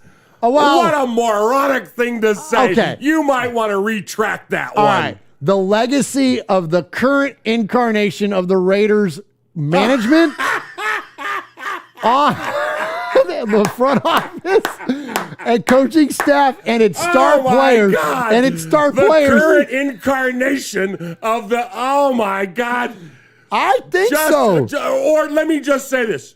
Okay. Like I said, for the last 7 years, this might be the most important season. Come on, somebody be with me. Come on, chat room. My God. Let's go to the third man in the booth. Thank you so much for letting me be a part of this. My gosh. Get him, Swaggy. Holy cow, I got to get my TV time in. Welcome to the show, Swaggy. Holy hell. Couple of jackasses over here hijacked the show. Hey, by the way, Chevy Silver Raider says you need to fix Uncle Mosh because it still says Swag Jeff underneath it. That's the most camera time I've got. It's just my name under Uncle Mosh. Well, you know what happens? To change that, you can't be on camera. So, Uncle Mosh. So what do you think about having Swag Jeff below your logo? Here's what I got to say. I think that I think this is the biggest year for Derek Carr that we've had in 7 or 8 years. Murph, I'm 100% with you. 100% with you, buddy. And if it's not, it's Mariota. It is MM8. Aloha Corner will return. Oh, thank you, Jeff. I love it. Jeff kissing Uncle Mark. Oh, that's the best. All right, there you go. Now I've got it. Now I've got it fixed there, Uncle Mark. Oh, my God. You guys are the best. I'm the best co-host in the business right there. Oh, my gosh. Ron says, someone play the violin for swag. I know, right? My gosh. All right. Oh, my gosh. I don't remember what I was talking about. Oh, yeah, swag. Oh, you've already said your part. Yeah, I'm done. But I got one more from the stupid. Okay, since I was a big stupid right there. Yeah, you were, but it was great. But I'm passionate, Mosh. Okay. You're some big stupid passionate. Stupid passionate. So from the stupid files, and then after I say this, Mosh, take us to break. From the stupid file, you hear us often around here not only rally against like Pro Football Talk and those types of entities that are journalistic things, but also the stats people. Like, look, stats are important, but when you can apply any stat out of context and you can really come up with some goofy stuff. And we rally against PFF around here, mainly in terms of the way that they treat Jonathan Abram. But now we've got a new level of stupid from PFF, Mosh. So this is Pro Football Focus, and they come up with these rating systems based on God knows what criteria, and they come up with these numbers, and they assign a number to a player. And they say, this player is this number, and therefore then they rank them based on that number. Okay? According to PFF, Darren Waller is the 62nd best player in football at tight end. What? I know. What? I know. Darren Waller, the 62nd best player in football at his position. He finished outside of the top 50. Hey, where did he line up for center? Is he that, like the 28th for center? What about defensive end? Right? You know? Because he got as many sacks as some other guy. Are you it's the kidding stupidest me? thing. Look, I've got it right. And so here's a picture of so it says these are players just missed PFF 50. You got it? Okay, let me go to your camera. Players that missed PFF 50. There he is. Right at the bottom of the list, 62nd best player in football, Darren Waller. Give me a break. Are you freaking kidding me? Give me a break. Like, why? Because he missed a block? Who gives a... when we start doing RFR rated R, you're going to hear a whole bunch of language from me. Because who cares? Like, what? Like, seriously? Like, because that's the kind of stuff that goes into their rankings is like, they're blocking and all the... He's the number one target for the Raiders. He's our best pass catcher. Like, that's what he does. That's what makes Darren Waller great. I don't care if he misses a goddamn block. That's what not Hunter, but that's what freaking Foster Moreau is for. Right. Darren Waller, runs downfield and catches bombs from Derek Carr. That's what Darren Waller does. Right. That's what makes Darren Waller great. I don't understand that at all. He's 1 or 1A or maybe 2 best tight end in the league, and they have him at 62? Come on, man. 62. Hey, that's a skill position, dude. That's got to be way up there. Like, in all seriousness, Jeff, it's okay. I get the Travis Kelce position. Yeah. I get that. Outside of that, no. It's Darren Waller, dude. It's Darren freaking Waller. He's a wide receiver / tight end, dude. I mean, he was our number 1 receiver last year. Are you kidding me? Received for 200 yards in that amazing Jets game. I mean, come on. How do you put him that low? That's ridiculous. Unbelievable. Let's hear from somebody who's number 1. Hey, Raider Nation, this is Max Crosby from the Oakland Raiders. And goes down, and Max Crosby, who forced a fumble last week. You're listening to Murf, Mosh, and Swag Jeff on Raiders Fan Radio. Thank you so much. Just win, baby. Nobody enjoyed a good Donnybrook more than 6th-year linebacker Phil Villapiano. Linebacker, number 41, Phil Villapiano. This is Phil Villapiano, and you're listening to Raiders Fan Radio. All right, so speaking of Darren Waller, Speaking of Darren Waller, if you joined us late, like Ty the Raider, he said, yo, what did I miss? I said, so much, Ty. So much, dude. Absolutely. So just checking in here. We've had several donations come through, but I didn't have any camera time, so I didn't announce them. So Daniel Mangus had a couple more. Mike Neeser had a couple more $20 donations. All that stuff. Thank you, guys. If you want this Darren Waller signed jersey, size extra large, the AFL, the good one, get in the mix, man. Right now, as we stand right now, we've raised $470 to the One Nation Foundation. Stop. $470 to the One Nation Foundation. Keep it coming, man. Keep it coming. Win this jersey, and more importantly, it's for the Bolitnikoff Foundation, for Tracy's Place of Hope.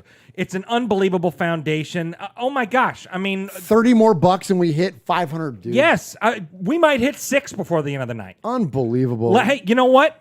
Let's hit 6, Raider Nation.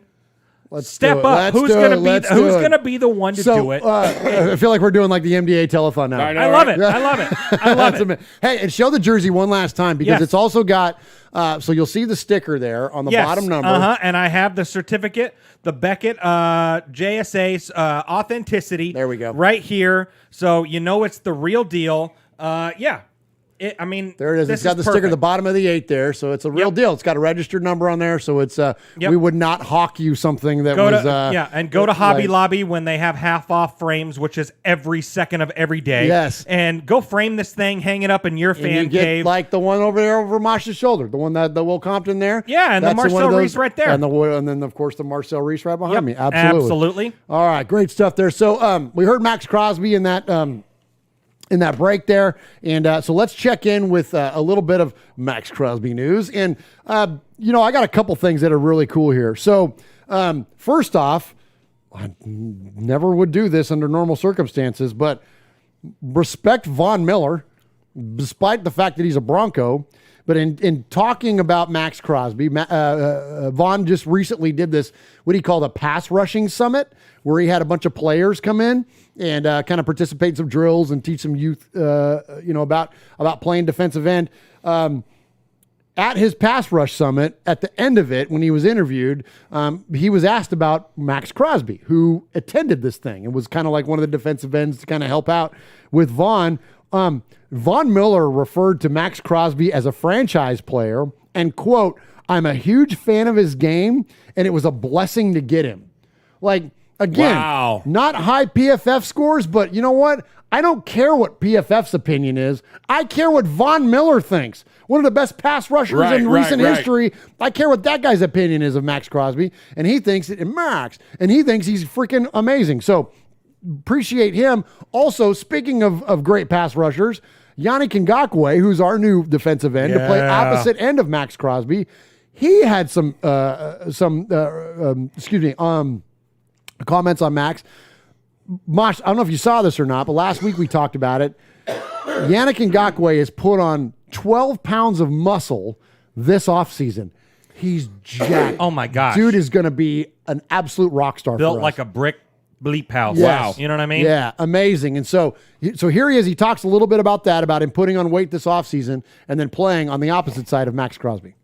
Hi, I'm Levi Damon, USA Today. Recently, you put on Instagram, I think it was, that you were at 258 pounds. I just wanted to ask how that compares to what you weighed last season. Also, were you given a target weight by the Raiders? And if you were, what reason were you given for that target weight? I was never given a target weight, but at the end of the day, I just collected all my thoughts and everything that I went through as far as Minnesota and Baltimore, and I just wanted to critique myself and see where I could be a better player at it. And I feel like putting more muscle on and still keeping that lean mass will help me be effective.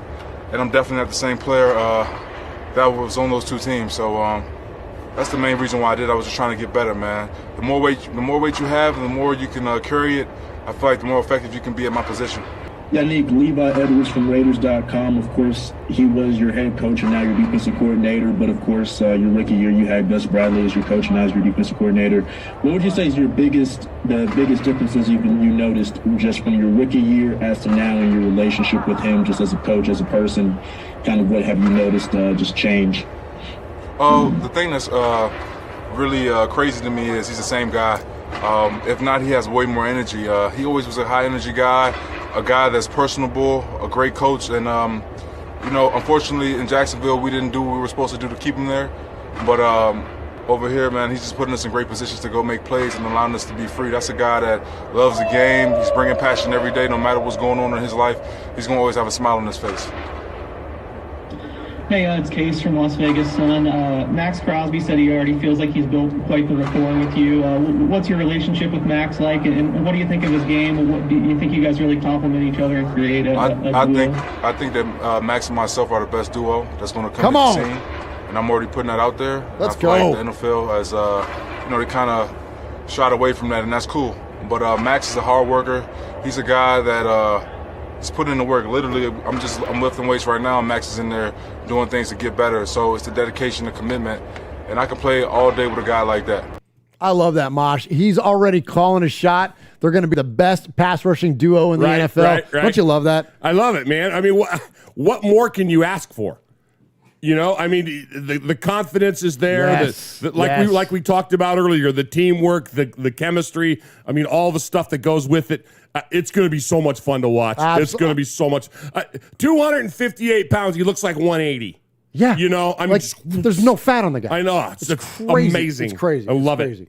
So good stuff there from Yannick, and appreciate him. And, man, just instant Raider. One of those guys, look, new to the team, but an instant Raider. Another guy that I think is really become like an instant Raider is Solomon Thomas. Came over, former high-round pick for the Niners. Kind of struggled over there, but an absolute rock star on the interior defensive line. I heard some commentary the other day about, I think it was even Good Morning Football, and they were talking about, the Raiders didn't do enough to address the interior of their defensive line.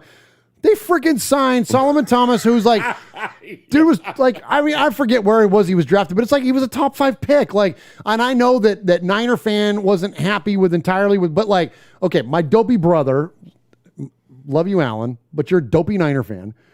I asked my brother, I go, when we signed Solomon, I texted him and I go, what did we get?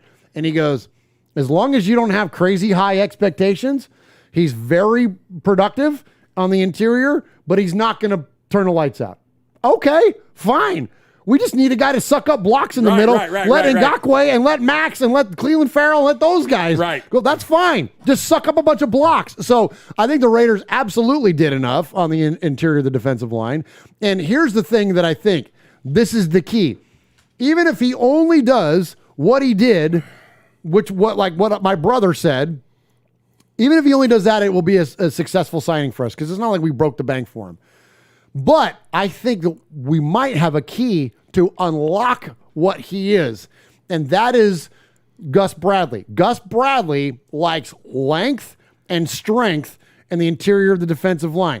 You think about when he was in Seattle, who did he have? Michael Bennett. Michael Bennett does not look like a defensive tackle. He's not a big fat guy there in the middle. He's not even an Aaron Donald. He's a lanky guy. Almost looks like a defensive end. That's what Michael Bennett, and he played in the interior and dominated for those Seahawks in that Legion of Boom.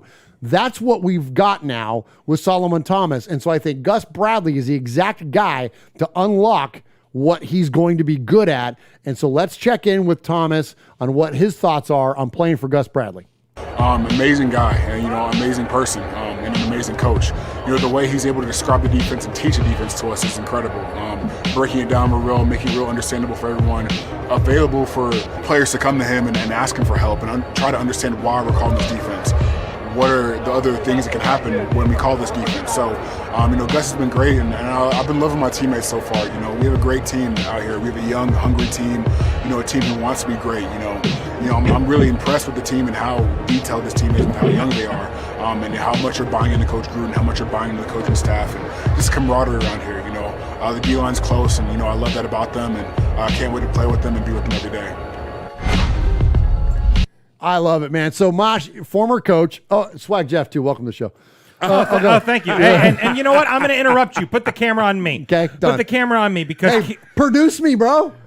Don't be shy. I'm trying Ladies to. and gentlemen, Swaggy J. Hey, thank you so much for having me. We grew up in an Italian house, so we're look. He who is loudest wins. And if you don't grab your food, you don't eat. Well, yeah, so you're you want to eat around here, you got to grab your food. Okay, well then shut up and let me talk. Kill Jadis has now one poker chip into the running for the Darren Waller jersey. Thank you, Kill Jadis. And Kevin the Raider Nerd. You brought thunder. $50 donation to the One Nation Foundation. gosh. So Kevin the Raider Nerd, $50 donation, and he says, "Hey, Swag Jeff, stop throwing my jersey on the floor." Nicely done. Absolutely. Beautiful, beautiful. Thank you so much, Kevin the Raider Nerd. Thank you, Kill Jada. So now we're that's way over, right? I don't know. We'll get to it later. Whatever. Yeah, we'll tally it here in a You little don't bit. count your money when you're sitting at the table, you right, never Maj? catch your money now. I do. That's right. Well, you do. Yeah, you do. Yeah, we've seen that. Hey, you got that $5, show me? Hey, you got that $5, show it's me? more like $2. Absolutely. Get $2. You got $2. All right. So okay. So Uncle Mosh. Back to the Uncle Mosh and Murf show. So Uncle Mosh, talk to me about the importance of a player buying into a coach's system. Like, You tell me can't about have anything. You as a coach, you can't ask for much more than that. Now, a lot of guys say, "Oh, it's player speak. It's player speak." They're saying, "Oh, yeah, no. Who in their right mind is going to talk bad about their coach in the offseason because they got to play for him?" But I think there's something to that, right? But I think in when you look at it and you go, man, these guys are this mentality. You can hear it in their voice. I'm not saying that we can read anything into them, but you can. When these guys talk about, oh man, yeah, Max is going to be over on that other side, and we're just going to tear it up, man. There's something to that. And what else can they do? What else can you want from a player? What more can you want from a player than somebody that's going to buy into your system and bust his ass for you every day? If a guy will run through walls for you, what more do you want? Nothing. That's it. Amen. Drop the mic. Amen. If we didn't have to buy new ones, I would. I'll drop the Sharpie. There you go. Daniel Mangus with another $10 donation. Stop it. Daniel Mangus now has 17 entries into Whoa. this. And then Stacy Ruff, our favorite emailer, it's sponsored by Jameson. Sponsored by Jameson, $20 donation. So he has two poker chips in the mix. You know what now. I'm kind of feeling, and I'm kind of making a call on the. Thank you both very, very much. Absolutely. I'm kind of making a call on the fly here. When we get these high contributors during the course of the show, I'm just gonna send you something anyways. I might just, even if you don't win the jersey, like I'll just shoot you like an autograph photo of Daryl LaMonica or something. Yeah. Like Or, if we get enough donations, we can use some of this money to start buying like koozies or, something, and I'll be the shipping department. I'll do that. Okay. So let's do it. Yeah, they need it. Yeah, that way you get something in return because these donations. Well, yeah. Oh my gosh. Oh, stop it. Oh my gosh. Coming in at about the same time he did last week. Real. Big Bass Raider. Big Bass Raider, who won the Cliff Branch jersey last week. $100 donation. $100 donation to the One Nation Foundation. Effing believable. I can't believe this. I He won a cannot man believe who it. wants a koozie. Well, yeah. Oh my gosh. And Pirate 1975 with a $20 donation. Oh, nice. Read what Q Dog just did.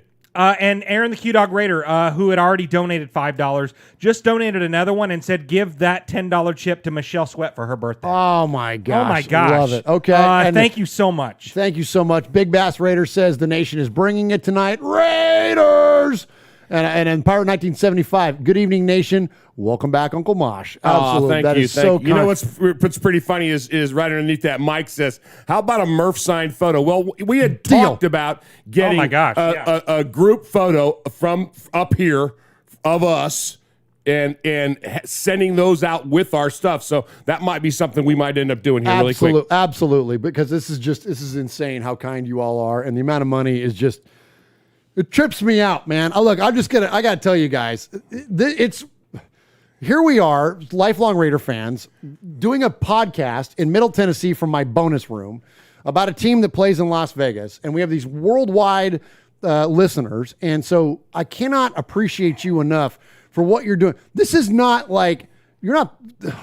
Look, every amount of money is respected, but this is not like nickels here. We're raising big money here, and right, Mosh? Well, I'll just Please. tell you, we talked earlier about some things that we've got in the works. Of course, we're always, I teach theater, and so in the theater we always say nothing is permanent. Everything's always evolving, and one of the things that we're looking at is we're looking at our bottom line this year. And God bless Cody and the way that we put our foundation together and everything. We're going to be giving away in excess of $8,000 this year. Yeah. Last year, we 2 years ago, thanks to everybody that donated the $2,500 or $2,000 that we gave to Blitnikoff, but we've quadrupled that.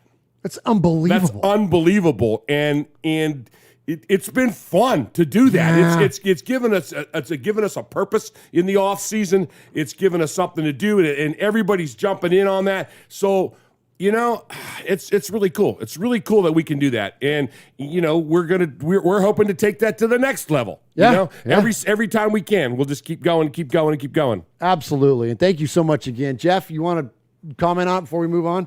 Thank you. I'm making chips, but thank you. Okay. All right. Good deal there. All right. So let's check back in. And thank you. I mean, from the warmest place of our heart. Thank you so much. Yep. Okay. One last one on the defense, and then we're going to jump into Sea of Fans, where we get to hear from you. Enough of us, more of you is a good thing. Let's check in with Coach John Gruden on all these defensive changes. So all the stuff we've just been talking about, let's check in with Coach because, again, whose opinion do we care about? We want to hear about Coach Gruden's opinion. Don Vinny with the Las Vegas Review-Journal. You guys made obviously a lot of changes on the defensive line, a lot of changes in the secondary. You've got a chance to see it on the field for this last month or so. How do you feel about those two position groups, as you close up shop here in minicamp and point toward training camp? Feel pretty good. A lot of our practices were instruction-based. We'll see where we are when we lay the leather down at training camp, but Gus Bradley, Milas, Marinelli, our coaches have done a great job on defense, and I think we're better. I think we have a chance to be much better and a lot deeper, and it'll be more competitive. Hey, John, Levi Damien from USA Today. Can you close in on this situation with Divine Diablo? If there's any concern why he's not here? He's out right now. We are very hopeful that he'll be ready to go for training camp. The end. John Ed Graney from the Review-Journal. To stay on the Gus Bradley theme as well as you know him, has anything surprised you since he came aboard? The relationship with the players, how do you think that's gone in terms of how he's communicating with them and them to him? It's gone well. I think it's off to a great start. That's one of his strengths. He's a people person. He's a great communicator, and he's also got a staff that's been with him for a long time. I think that's the biggest thing that he has going for him. A lot of coordinators get hired and they have to implement their defense with a lot of coaches they've never worked with. But Richard Smith's a great linebacker coach. Ron Milas is a great secondary coach, and Marinelli just got a Lifelong Achievement Award for the defensive line coach. So we've got a great defensive staff, and Gus is a great communicator. So far, so good.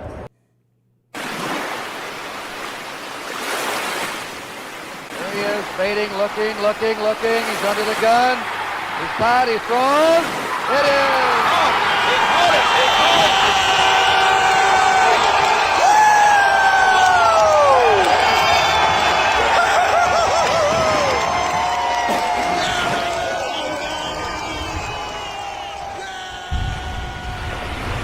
How's the burger chips coming over there, Jeff? I'm doing my arts and crafts project. You're going to fill up that popcorn bucket. I hardly have any more room left on my desk. While we were at break right there, Stacy Ruff, another $20 donation, and said, hey, I've got 4 chips. Give all 4 of them to Michelle Sweat. Awesome. Thank you, Stacy. Happy birthday, Michelle. Absolutely. Thank you so much. That is the best, man. You guys are the absolute best. And Lalo Meloso, $20 donation.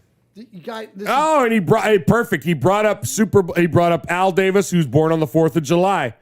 Oh, so tell them, read it. So Read it, Mosh. it says the 4th of July is the weekend. I wanted to celebrate Al Davis for coming to Los Angeles and winning our one and only Super Bowl. Awesome. Good stuff, Lala Malosa. We appreciate you. And yeah, absolutely, man. Like, hey, you know what? Look at what's this.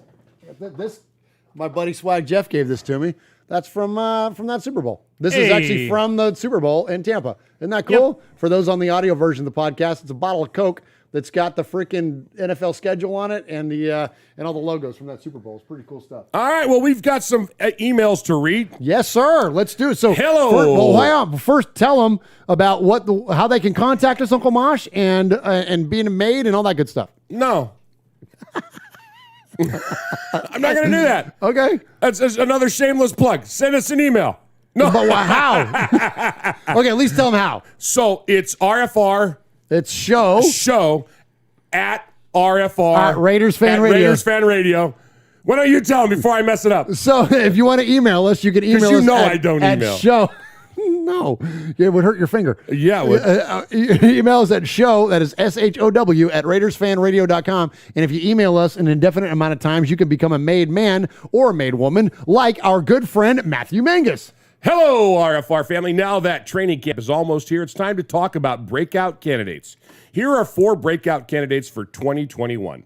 Offense, Henry Ruggs III. Ruggs had a very good rookie year despite what was thrown his way last year. I fully expect him to take a giant leap in year 2. My prediction is he goes 1,000 yards and double-digit touchdowns. We're going to write that down. Let's go. The entire offensive line. Yes, I have all 5 starters breaking out this year.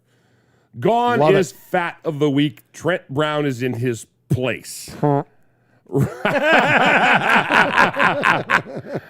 Alex Leatherwood, the rookie. This unit is fused with young talent mixed with veterans in Richie and Colton Miller, who deserve the brand new contract. The unit will keep Carr upright as well as open holes for Jacobs and Drake.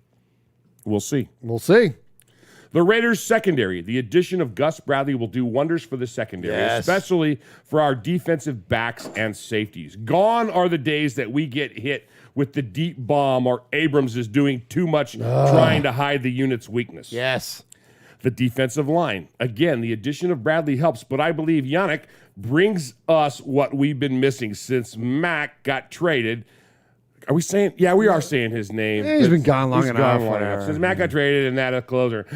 Expect this unit to get a double-digit sacks and maybe some turnovers. Derek Carr. First off, PFF talk. ESPN. Oh boy, here we go. NFL Network, minus James Jones and David Carr. Yes. Lay off my QB. He's an MVP candidate with the numbers he put up last year, a better defense, and he's in the playoffs. This year, expect another 4,000 years plus. It says expect another 4,000 years. I think he meant to say yards. 30 plus touchdowns. Spell check's the best. 30 plus touchdowns from DC, but this time he finishes what he started in 2016. Not only will he get us in the playoffs, don't be shocked, if we're playing the Chiefs for a shot at the Super Bowl. That's all for me. Stay safe, Raider Nation. Yours truly, Matthew Mangus, proud made man, 2020 Gemini Man winner, three-time Sizzler Award winner. Nice job, Matthew Mangus. Appreciate you, buddy. Yeah. Great job. So, Mosh, I just realized something. Sir. In our rundown, I didn't update it from last week. So your emails that you're reading there tonight. So just to add fuel to like, because I know like this is like doing a new show again. I messed you up. The list you have is not who emailed us. Matthew happened to be, thank goodness, the first one. No, he wasn't. He was bad. I just thought you handed him to me wrong, so I went ahead and redid him. You were the man. Okay, so you saved us there. So the rest of the 3 are not Frank, Jesse, and then Paul. I don't know who it is. I think Daniel, maybe? No, I got it. You got it? Yeah, okay. It's all right here. Thank I'm you. good. Okay, No, I just I'm didn't good. want to mess you up. Okay. Good evening, RFR. For starters, prayers up for Florida. The 150 people still missing, 9 confirmed. If that's actually gone up. Affects the apartment class will be felt for years to come. I hope the investigation team will get to the truth and locks up whoever is responsible. I agree with that. Now on more pressing matter. Last week's show touched my heart. to hear what a fellow Raider has lost a friend to suicide because he was LGBTQ is heartbreaking. I'm proud of Nassib for staying true to himself and saying this is me. I know how scary coming out can be. My cousin came out to me, and I knew if I said the wrong thing, it meant death. Thankfully, I helped him. Muster the courage to tell his parents, who thankfully loved him no matter what. I follow the scripture in the Bible that states, love myself, love thy neighbor. Please, if we show support to a member of the LGBTQ, there's chance of suicide drops from 89 to 40%. This really is a matter of life and death. Anyways, that's all for me. Love you, Raider Nation. Daniel Mangus, Proud Made Man, 2019 Gemini Man Award winner. Yeah. Nice job, Daniel. Thank you. It also says 2 times BRT Sizzler Award winner. This is further proof that there is only one of them. Oh, no. What are you doing now? Because he says 2019 Gemini Man Award winner, and his so-called brother says 2020 Gemini Man Award winner. Oh, my God. He messed up. Yeah. See, they only won it once. Because this is what happens. When you tell lies, this is what I used to tell your uncle all the time. Which one? That one. Not the one who's dead, the other one. I used to tell him all the time, quit lying, fool. Yeah, because you could never remember. Yeah. You all the track. time, you're always lying. Yeah. So you never remember the truth. You never remember the lies. It's easier to remember the truth. That's what's happening here with these imposters. P.S. I have seen the Summer of Swag giveaway, and mark my words, that signed Waller jersey will be mine. He's still the leader in the clubhouse. Somebody wrote here earlier that there was a Mangus civil war going on because Daniel and Matthew are both bidding this. They're going nuts. Absolutely, in there. Give us a recent update, Swag. Yeah, so Mike Nazer, a $10 donation. Matthew Mangus, a $10 donation. Wasn't that guy in the Monkeys? And yeah, Mike Nazer? Yeah, and Pete, a $20. Peter Tork. Pete M, a David $20 Jones, donation. Mickey Dolans, and Mike Neezer. No. His mother invented whiteout. Post-it notes. No, just the whiteout. What Evening, happened, fellas. What happened, Swag Jeff? Actually, I want to stop myself. I stomped on you giving respect to people that gave us money tonight. Let's not do that. Say it one more time, please. Yeah, Matt Neezer, a $10 donation. Matthew Mangus, a $10 donation. Pete M, a $20 donation. We're $70 away from our next milestone. And I'm not going to tell you what that milestone is. Okay, yeah, don't. Thank you so much, y'all. Let's get it done. Beautiful. All right, Mosh, who we got next? Evening, fellas. Hope this email finds you all well. We are now at the horrible time of preseason where news is at a premium and we are all starved for our football fix. Mercifully, you guys are still hitting home runs with your shows, and it keeps us all sane. A perfect example was last week's epic episode 207 and the start of the Summer of Swag. Nice. Coupled with the laughs and the stats from the heartwarming generosity from the RFR family towards the One Nation Foundation. Really proud of everyone, and I don't doubt that tonight will be the same. During one segment last week, you mentioned the dark side of football. Once a Raider, always a Raider TV show, and posed the questions. Can I pause real quick? I'm sorry. Sure. I'm trying to stomp on you. But I do want to bring up that dark side of football show. I only found because you told me about the wrestling show on Vice. Right. The dark side of the ring. Right. Have you seen the dark side of football? Yes, it's amazing. Did you love that? Did you see the Raider one? No, I didn't. It's called Once a Raider, Always a Raider. You'll love it. It's phenomenal. Way up your wheelhouse. Yeah, awesome. You'll love it. Yeah. During one segment last week, why are you so passionate to be a Raiders fan, and what makes a perfect Raider?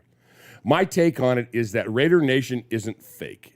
The family is a genuine thing, and even from 5,089 miles away, the sense of unity amongst Raider fans can be felt.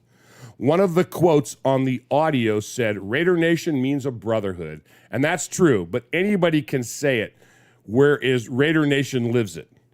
There have been many attempts to create a similar feeling at other teams, but the terrible towels, dog pound, cheeseheads, and the strange Washington fans that used to wear dresses and hognose, all very strange and all very fake. It's not something you can force.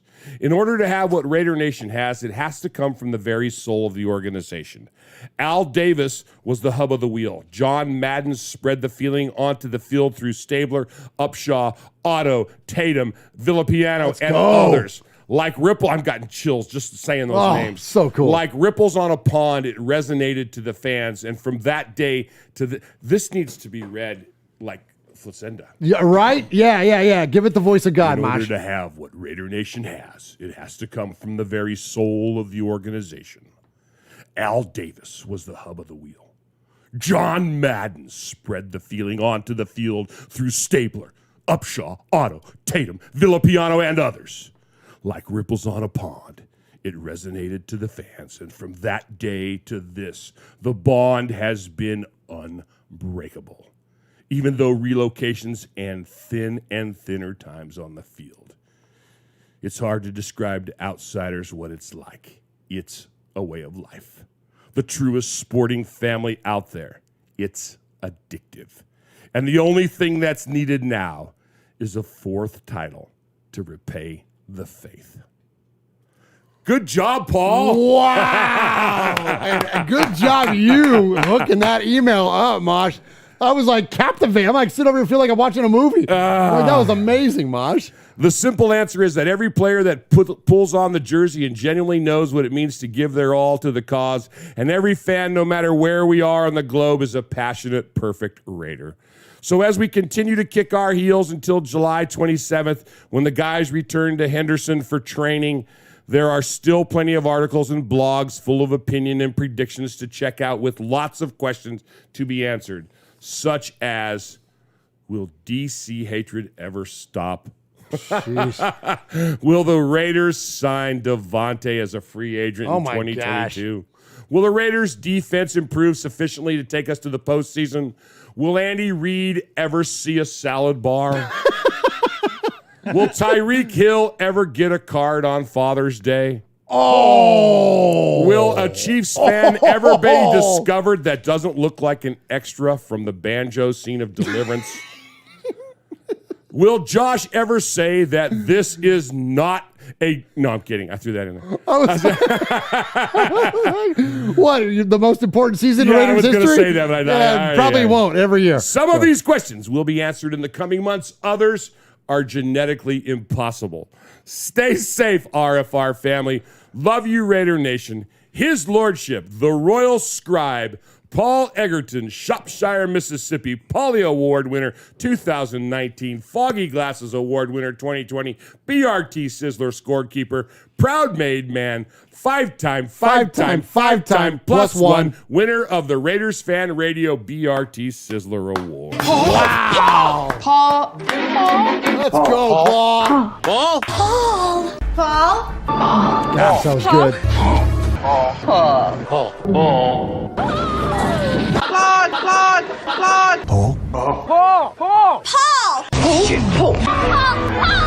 Paul, your name Paul?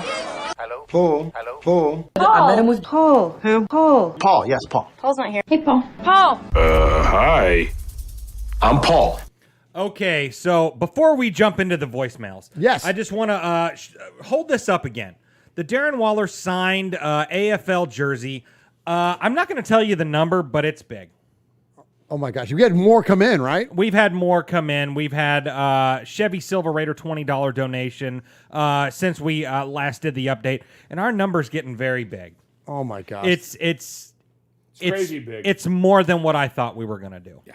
By a lot. And you had a pretty ambitious number coming in. I had a pretty good number, but thanks to you all, Raider Nation, this number is unbelievable. And after we get to the voicemails and after Mosh awards the Sizzler and we do this drawing, I will tell you what the final number is going to be. You're going to be blown away. Wow, I can't wait. You're going to be blown away. I can't wait. So keep those donations coming if you want this jersey. Daniel Mangus is still the leader in the clubhouse, but he's got some folks nipping at his heels. Michelle Sweat, with the assist from some other people for her birthday, is one behind. So love it. I don't know, man. It's going to be close. Love it, man. Fun stuff, man. A little suspense going in here to the final minutes of Raiders Fan Radio. So, as Jeff mentioned, Uncle Mosh is going to award a Sizzler. That's what we award to the best email or voicemail of the night. Paul is not eligible for Sizzlers, and I don't lobby for winners, but if he were and I did, he'd win about every week. That was an incredible, and especially your reading, Mosh. Thank you. That was fantastic. That was so good. I'm going to clip that and put that out there. Well, then get ready to clip this too. Okay. This is a quote from Pirate 1975. Okay. Andy Reid bleeds sausage gravy. I love it. That's amazing. Fat. Yeah. And I love too, and I think it was Hefe and KC, who's the chief. Was Hefe and KC around when you were here last, Mosh?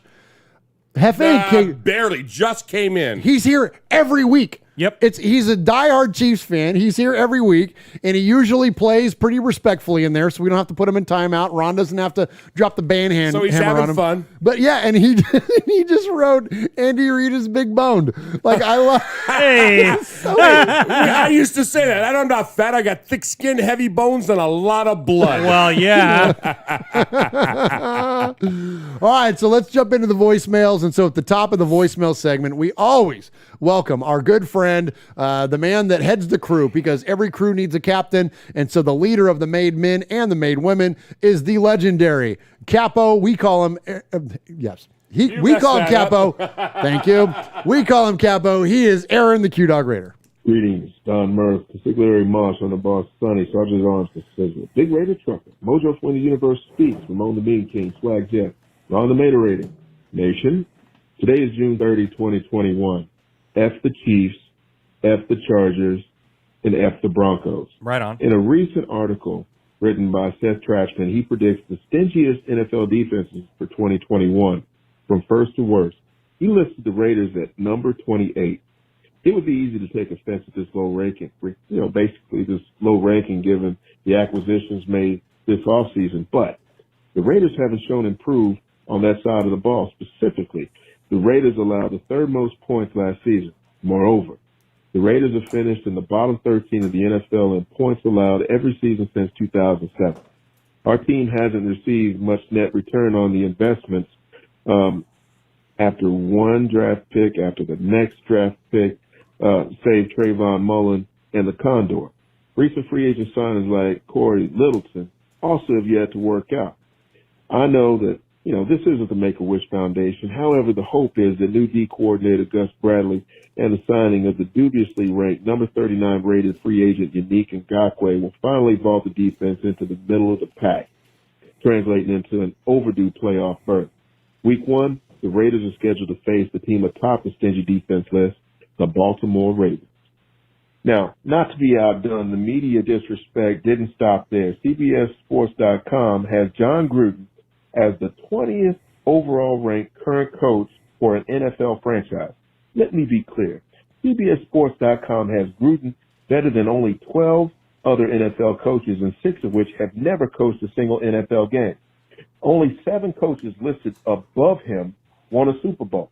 Mike McCarthy was the only Super Bowl winning coach listed behind Gruden at number 23. Cody Benjamin wrote, "We're approaching the midway mark of Gruden's 10-year contract, and Las Vegas might be closer to a total rebuild than a true playoff run. That's more because of Gruden's personnel decisions, but it is also part of the same package. Offensively, Gruden is still very capable of scheming up victories. In another city with less roster control, he might be in the postseason, but that's not reality." End quote. Excuse it or not, we're all definitely witnessing the arrested developments of the many draft reaches failing to transcend into playoff appearances for Gruden 2.0, summarily reducing his credibility in the modern NFL. I am a Team Chucky All-Star. He is yet to fumble the ball, throw a pick, miss a tackle, or be a broken fixture in the training room. Raider Nation, there is only one way to fix this piss-poor narrative. Just win, baby. To the contrary, our Raiders have made several investments in the defensive backfield. Another addition that will pay dividends is Ron Miles, who has come in as defensive backs coach. He forms part of a group of ex-Superchargers in the cornerback we acquired, Casey Hayward and Gus Bradley, to join the dark side. The Raiders secondary will be aggressive under Coach Miles. Speaking with former Raiders defensive back Eric Allen via Raiders channel on the YouTube, Coach Miles weighed in on this offseason. Miles believes that the role of a defensive back remains the same. Specifically, he wants his players to be aggressive, physical, in spite of the flag-friendly game that currently exists in the NFL. Now, Miles points out that the Raiders have done a good job of investing draft capital in their defensive backfield. He went as far as to say he actually feels fortunate coaching these players and believes they are good players. And he simply wants to point them in the right direction. With training camp inching closer in July, all eyes will be on the defensive backfield after all the changes. Luckily for the Raiders, the team's young core is in good hands under the guidance of Coach Miles. Now, Dan Snyder, he hired his own wife as co-CEO of the Washington football team. Really? More on him later. Silver linings. Last Wednesday, June 23rd, Raiders coach and head of the organization was involved in a fender bender. The accident was so minor that the police weren't even called to the scene. He was quoted as saying, "It was no big deal. I was going 3 miles an hour in one of those roundabout things." Davis said via John Castle, somebody who writes for the Las Vegas Review Journal, going on to say, getting the dent in my Mini Cooper repaired later today, hopefully. Known for driving his Mini Cooper. What happened to that minivan? I guess he got good trade value. But while he might be wealthy, he knows exactly what he likes. Once the Mini Cooper is fixed up, Davis will be looking forward to the 2021 football season. And this first season, he'll be able to attend in-person games at Allegiant Stadium. The hit list. Hefe and KC, Dan Snyder, Jim Rome, Tom Brady, Mike Wilbon, Insurrectionist, and as per usual, Mike Ditka. Respect goes to Sugar Shane, Graphic Raider, Kevin the Raider Nerd, B-Dog in the Pasture, Raider Born Rico, Watts Raider, Kill Jadis, Bobby Wasabi, Raider Homer, His Lordship, Paul from Shropshire, Mississippi, Lady Haley, Michelle Sweat, Monster Mash Ken, Coach Davis, Samoan Raider, Big Easy Raider, Tyrone Graves, Rev Raider, Sanjeet Raider, Oso Raider, Fabricator Gill, Y.O. Raider, Raiderettes and yoga pants everywhere. Dead Scroll Steve of the Historian, Splatterhead and the Inebri Nation. It's tequila time, baby. And I will be taking my family to Vegas this weekend for the 4th of July. Come on. Holla at your boy, bro. Awesome. Good stuff there from the Capo. We call him Aaron the I did it twice now. We call him Capo. What happened He is to Aaron you? the It's apparently it wasn't too many adult beverages or something because I keep mixing up. Uncle Mosh, take us away. Jeez. I got crickets? Wow. I thought you would laugh at that. I thought that'd be funny. Oh my gosh. Jeez, tough crowd over here. Swag Jeff, what's going on in the chat room? I didn't know what you were doing. You just kept going, and it was like okay, you're going for. Well, I thought we had chemistry. Remember all that? Yeah, I was reading again. You always do that. You'll look at me and see when my head's down like this. Did you say my name? Yeah. No, just Swag Jeff. So there's 3 people on this podcast. Yes, Jeff. Wow. What's going on in the chat room, buddy? I don't know. No. What happened? We went off the rails way quick. Blake 4311, a $20 donation, you, and Blake. said he would donate more if I went and hugged Mosh. I mean, donate that money and I'll do it. Yeah. Kill Jadis' tailgating segment with Murf.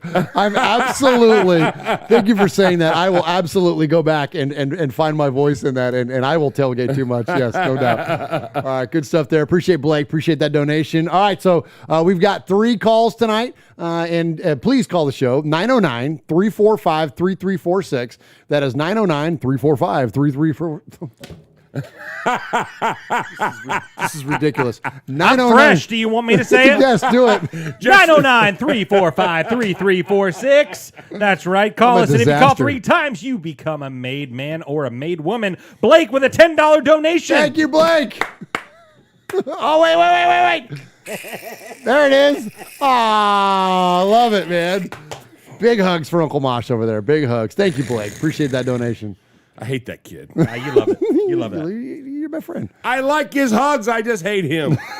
All right. Yeah, you do. So He you did keep my seat warm for me for Yeah, the he last did. 9 weeks. Yeah, he did. All right, so call the show, 909-345-3346. Leave us a message, and if you play your message 3 times on the show, you become a made man or a made woman. And so here we go.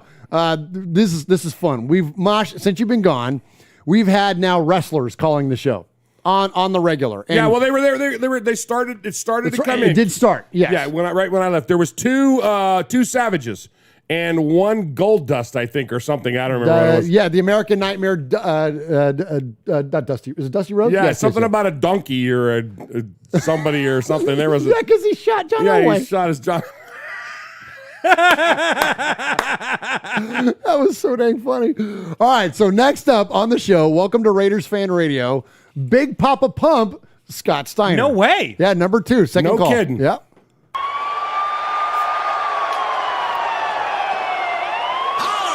If you hear me. Whoa. And making his way to the ring, weighing in at 275 pounds, Big Papa Pump, Scott Steiner. Well, Scott Steiner did everything but gut and quarter Holy Triple cow. H at the Royal Rumble. Triple H finally got himself disqualified, or Scott Steiner would be the world heavyweight champion as we speak. But that's not the way it went down. What's that? And for Scott Steiner to go to no way out, he's got to beat Chris Jericho here tonight in this #1 contenders match. Who's going to face the game? And of course, the game is comfortably nestled in a skybox here in the NCI Center. Matter of fact, there's a shot of Ric Flair, Triple H, and Freakzilla pointing them out. He knows they're there. Triple H sending those Orton and Batista to take out Scott Steiner, and unfortunately for Goldberg, they stumbled upon. What do you mean Goldberg's not here? Who cares? This is Kansas City. Andy Reid, you suck. Since 2019, this fat son of a bitch has been telling us he's a real champ. Been in the business 15, 20 years. He's fat. He's the fat of the week. Tammy Reid, you want to get with a real man, a genetic freak, the largest arms in the world. I come from a highly educated university. I go to Kansas City. I gotta dumb myself down so my hoochies can come around. When I get my freaks horizontal, they understand size matters. That's why they call me the Big Booty Daddy. Big Papa Pump, if you hook up, holler, RFR, if you hear me. Yeah. So funny. It's so funny. All over the place. My gosh. All over the place, man. So Scott Steiner, thank you for your second appearance now here on Raiders Fan Radio. Appreciate you checking in. And call one more time, Scott, and you can become a made man. All right, next up, good friend of the show. We hadn't heard from Mojo in a bit. Shout out and much respect to When the Universe Speaks. Okay. Mojo's talk on it, Mosh. I know you haven't.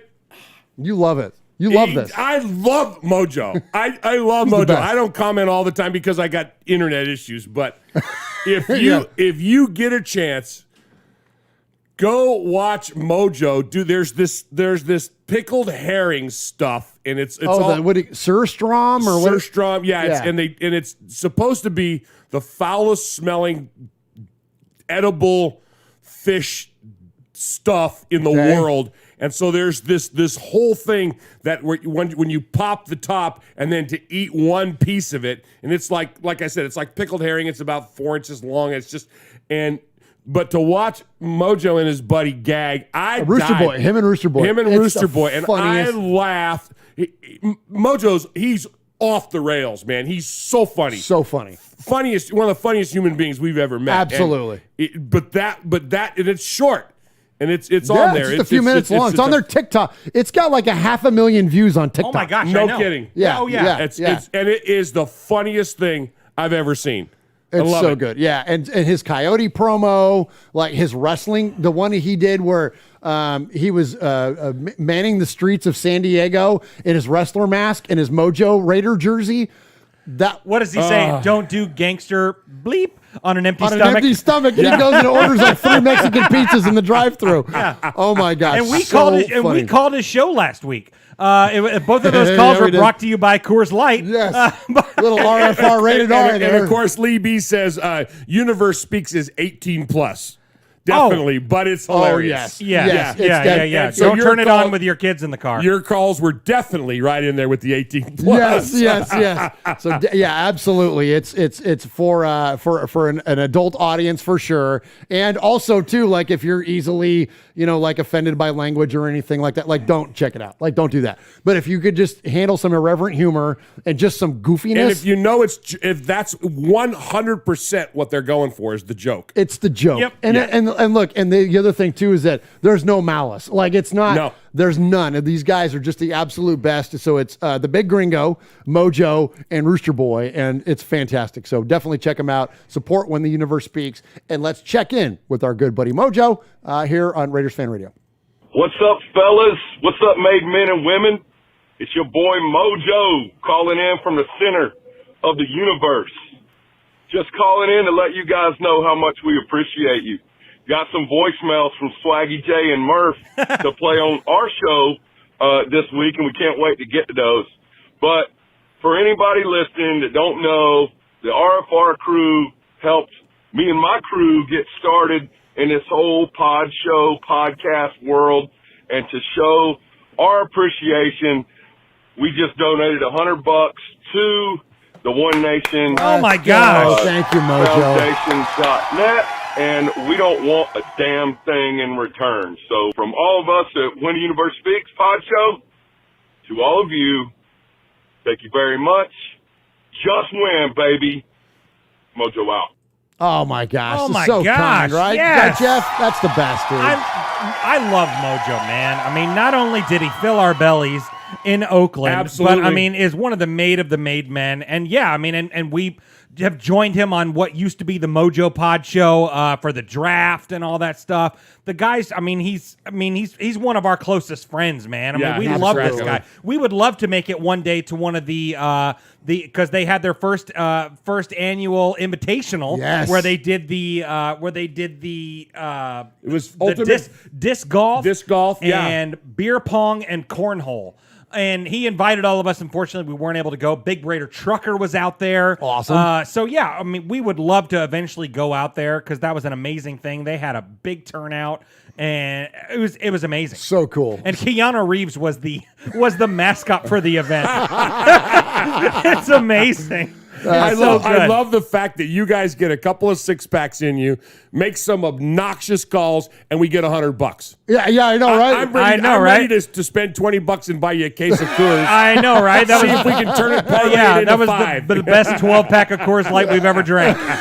Absolutely. Each. Well, yeah. It was a long show. We went 3 hours last week. A 3-hour show. 3 hours. One more. You got to hit the chorus on that. I thought you were going to do it. No, but you got to do it together. Oh, a So 3-hour show. A 3-hour show. There we go. All right, last one. Let's hear from our buddy. So speaking of wrestling promos, let's hear from our good buddy Kiljadis up there in Alaska. He calls himself the northernmost Raider fan, and he, of course, does the amazing Macho Man Raider Savage. Oh. Is it football season yet? No, it's not football season yet. Oh, do we have something in the news? Something about the Raiders that we could talk about? Well, if we look in the NFL did a ranking of the top tight ends in the league. Oh, well, apparently our Darren Waller placed second on the list. He beat out George Kittle of 49ers, and he just got short of Travis Kelce of the Chiefs. Well, howdy you do?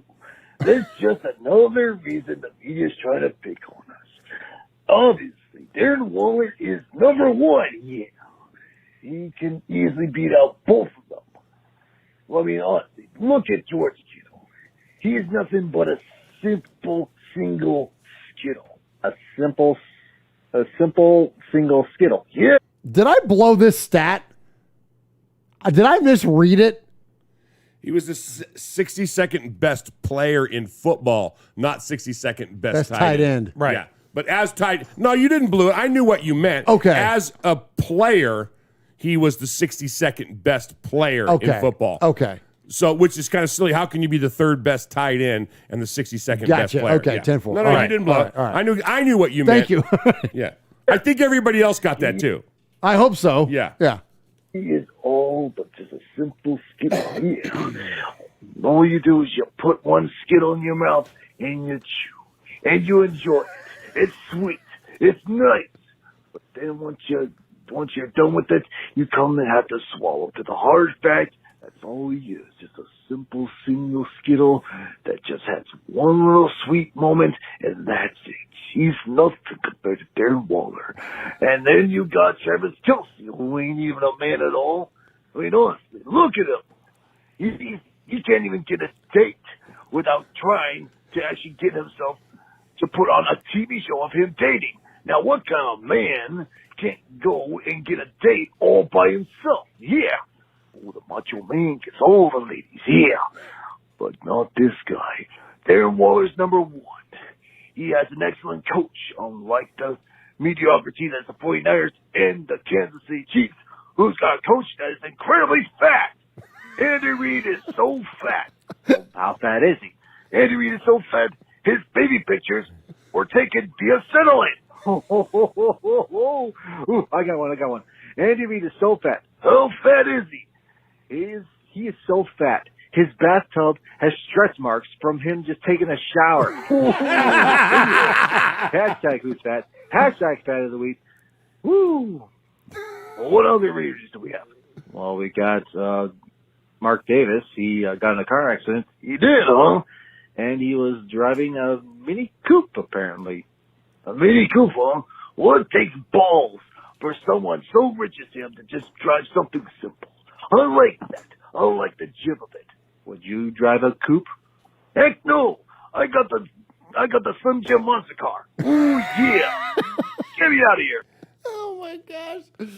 All right, great stuff there from Kill Jadis 907, otherwise known as the Raider. I love the conversational notion now, Mosh, of his phone calls. Don't you love that? Yeah. No, it's so funny. He's fun. Yeah, I love it. Good. I love how it just goes without saying that no matter who calls, Andy Reid is the butt of all the jokes. Oh my gosh, Andy Reid got crushed tonight. Absolutely. Yes. And before you award the Sizzler, Daniel Mangus with another $20 donation to the One Nation Foundation. Read what he said.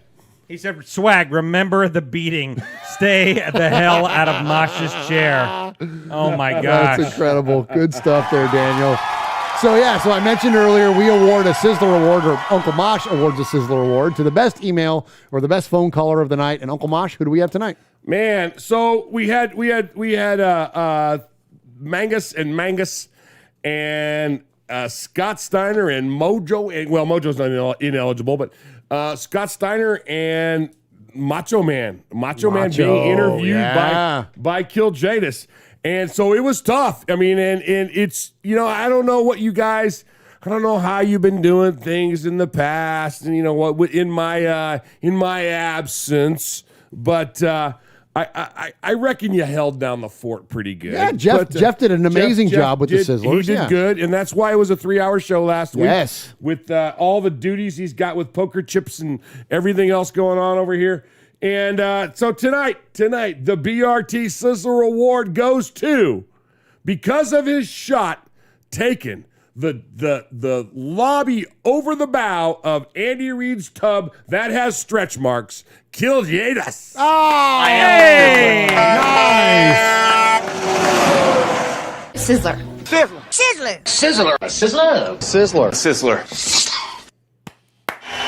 We are Metallica, and we are here for your Oakland Raiders! You know why we out here, and we ain't playing around today! From The Walking Dead to errant Jedi Knights, Raiders fans are a rogues gallery.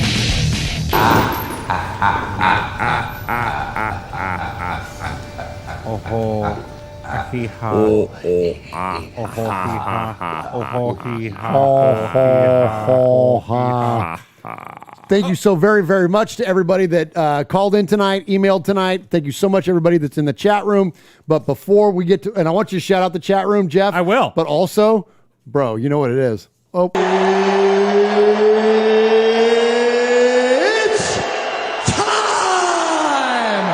Oh my gosh, it's time, man. The hashtag Summer of Swag, man. Let's go. I got an empty box right here, and I'm about to fill it.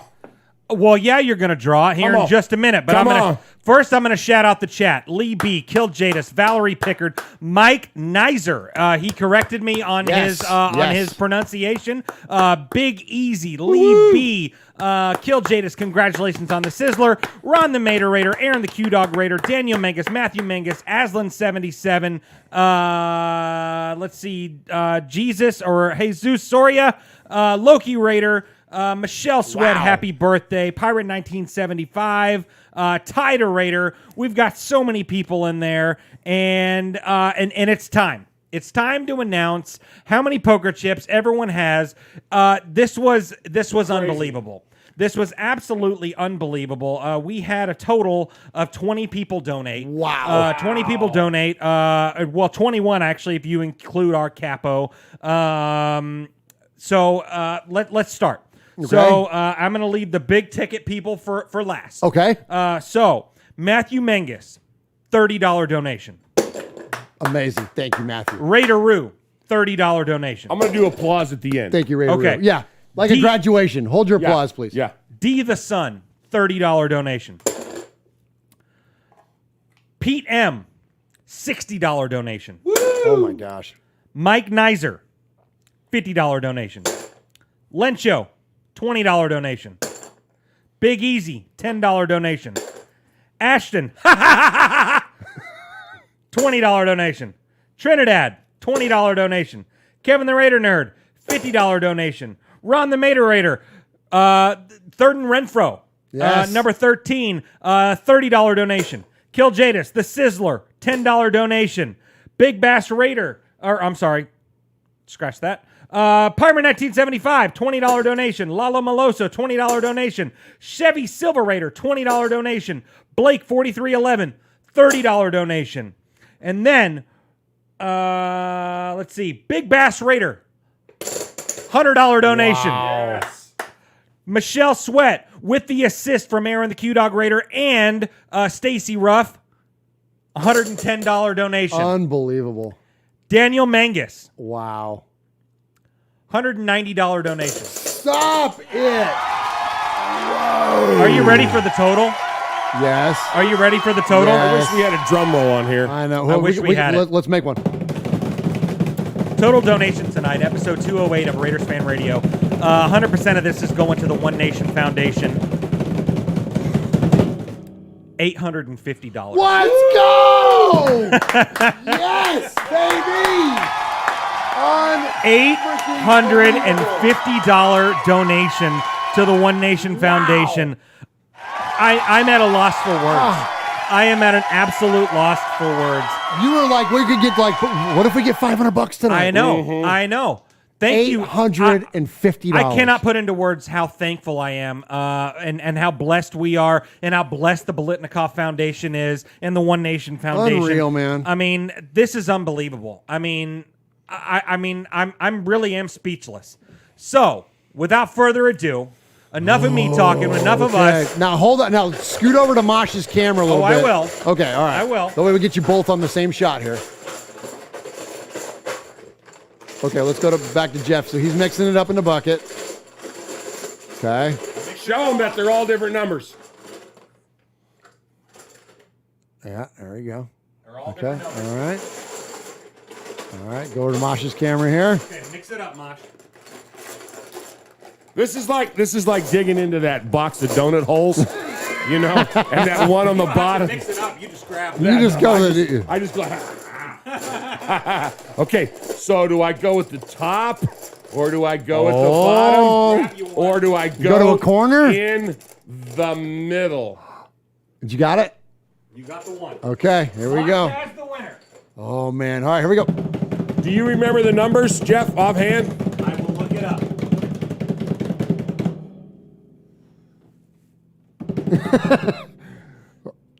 The suspense. I'm turning it so that when I open my hand, is it single digit or double digit? Okay, ready? Yes. It's double digit. Okay. Okay. Does it start with a 1 or a 2? A 1. Is the second number more than 5? Yes. Okay. Here we go. Gosh. 16. Big Bass Raider wins Oh, Wow. Big Bass Raider. Whoa. Give him a round of applause there, Maj. Whoa. Big Bass Raider is cleaning up the hashtag Summer of Swag. Oh, Big Bass Raider gosh. Big Bass Raider has won now the Cliff Branch signed photo and the Darren Waller signed jersey. That's crazy. My gosh. Oh. Unbelievable. Unbelievable. Congratulations to Big Bass Raider. Hey, and you know what? Congratulations to Big Bass Raider. But thank you to everybody. Thank you to everybody. $850 to the One Nation Foundation. That's absolutely unbelievable. That's incredible. That's the winner tonight. Okay, and you know what? And I like what you're doing. I see what you're doing right there. Yep. Say it, I Jeff. see what Say you're it. doing. So with this big of a donation tonight, we're gonna double it up. Yeah. We're gonna absolutely double it up, and so we're gonna draw one more name. And the winner of this drawing will get this signed Daryl LaMonica, the Mad Bomber jersey, certificate of authenticity. Let's get right into it. Yeah, let's do this. Let's give away one more. That is incredible. My goodness, guys. Big Brass Raider going back to back is just amazing. Congratulations to him. And then let's see what's go. One more here. I'll give you the drum roll. I'm going all the way to the bottom on this one. Yeah, with this kind of money, I'm guys, going deep. We want to really honor this, and we'll give away another one here with this Daryl LaMonica autographed 8x10. All right, Mosh. Let me see the LaMonica. Look, this thing is freaking cool, man. Show it. You know what's even more badass than this picture? What's that? What's going to be included with this picture? Did you pull the number 3? The winning number. Oh! The winning number awesome. 3. The winner of that is Raider Roo. Let's go, Raider Roo. Oh, that is my so cool. gosh. Yeah. Raider Roo has won the Daryl LaMonica signed photo. Oh, that is so freaking And cool with the we'll number send him 3. his chip. Oh, heck yeah. Heck yeah. Oh, that's awesome, Mosh. Oh, congratulations to Raider Roo, man. That's awesome. We're going to send you that. And thank you again. Y'all tonight. You're right, Q. What did he say? Something really bad. Oh, okay. All right. Appreciate you all tonight. So congratulations, Big Brass Raider. Congratulations, Raider Roo. I'm speechless. I'm blown away. to the amount of donations that we got tonight. Daniel Mangus hitting that, almost $200 alone. All the donations on behalf of Michelle Sweat, like so many things stand out to me tonight. Big Brass Raider didn't win that because he didn't contribute a lot. Like he gave $100. He gave $100. Like that's 2 weeks in a row. And hey, you know what? 2 weeks in a row gave $100. And I do want to shout out the leader of the clubhouse of the night, Daniel Mangus. And you know what? We're got something coming. We're gonna find something we got for something you. coming We're your gonna way. find something good to send you. Because he gave a lot last week too. He gave a lot last week. I think he gave whatever 5 times 12 is, whatever that number is. 60. Yeah, and then It's $250. and then gave $190 today. You're definitely going to get that Swag Jeff sticker. Yeah, we're gonna send you that swag. but we're gonna send you something else, and same to you, Michelle Sweat. We're gonna hook you up as well, and we don't have to send that. We'll buy you a sandwich. You know what I mean? But thank you so much, and thank you to everyone in the chat. Big Brass Raider again, congratulations. Valerie Pickard, Loki Raider, Michelle Sweat, happy birthday.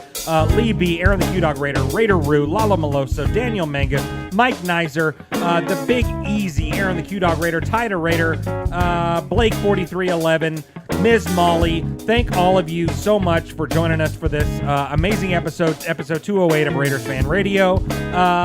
Mosh, go for it. Actually, before you jump in there, go ahead. Daniel Mangus, please send me your address. Yes. And also, Raider Roo, send me your address so we can get some stuff out to you in the mail. Show at RaidersFanRadio.com. Send us an Absolutely. email. Send us your physical address so I can get some stuff out. Welcome back, Uncle Mosh. Thank you so very, very much for being here tonight.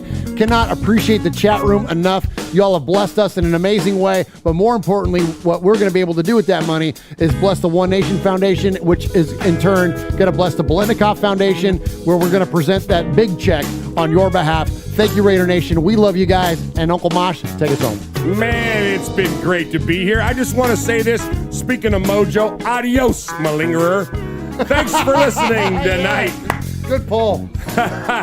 For Murf and my little buddy Swaggy J, this is your old Uncle Mosh. And you've been listening to Raiders Fan Radio, where we take a lighter side journey into the dark side.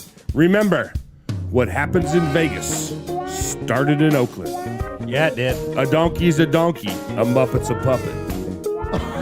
1,000,000%. I love that. What was that from? I wrote don't it down, know. but I don't know what it FA and KC, if you're still watching. Jeff's kiss. Oh, this was Andy awesome, Reid guys. is fat. Yeah, he is. His tub has stretch marks. Good night, Raider Nation. Good night, everybody. God bless. Oh my gosh, y'all.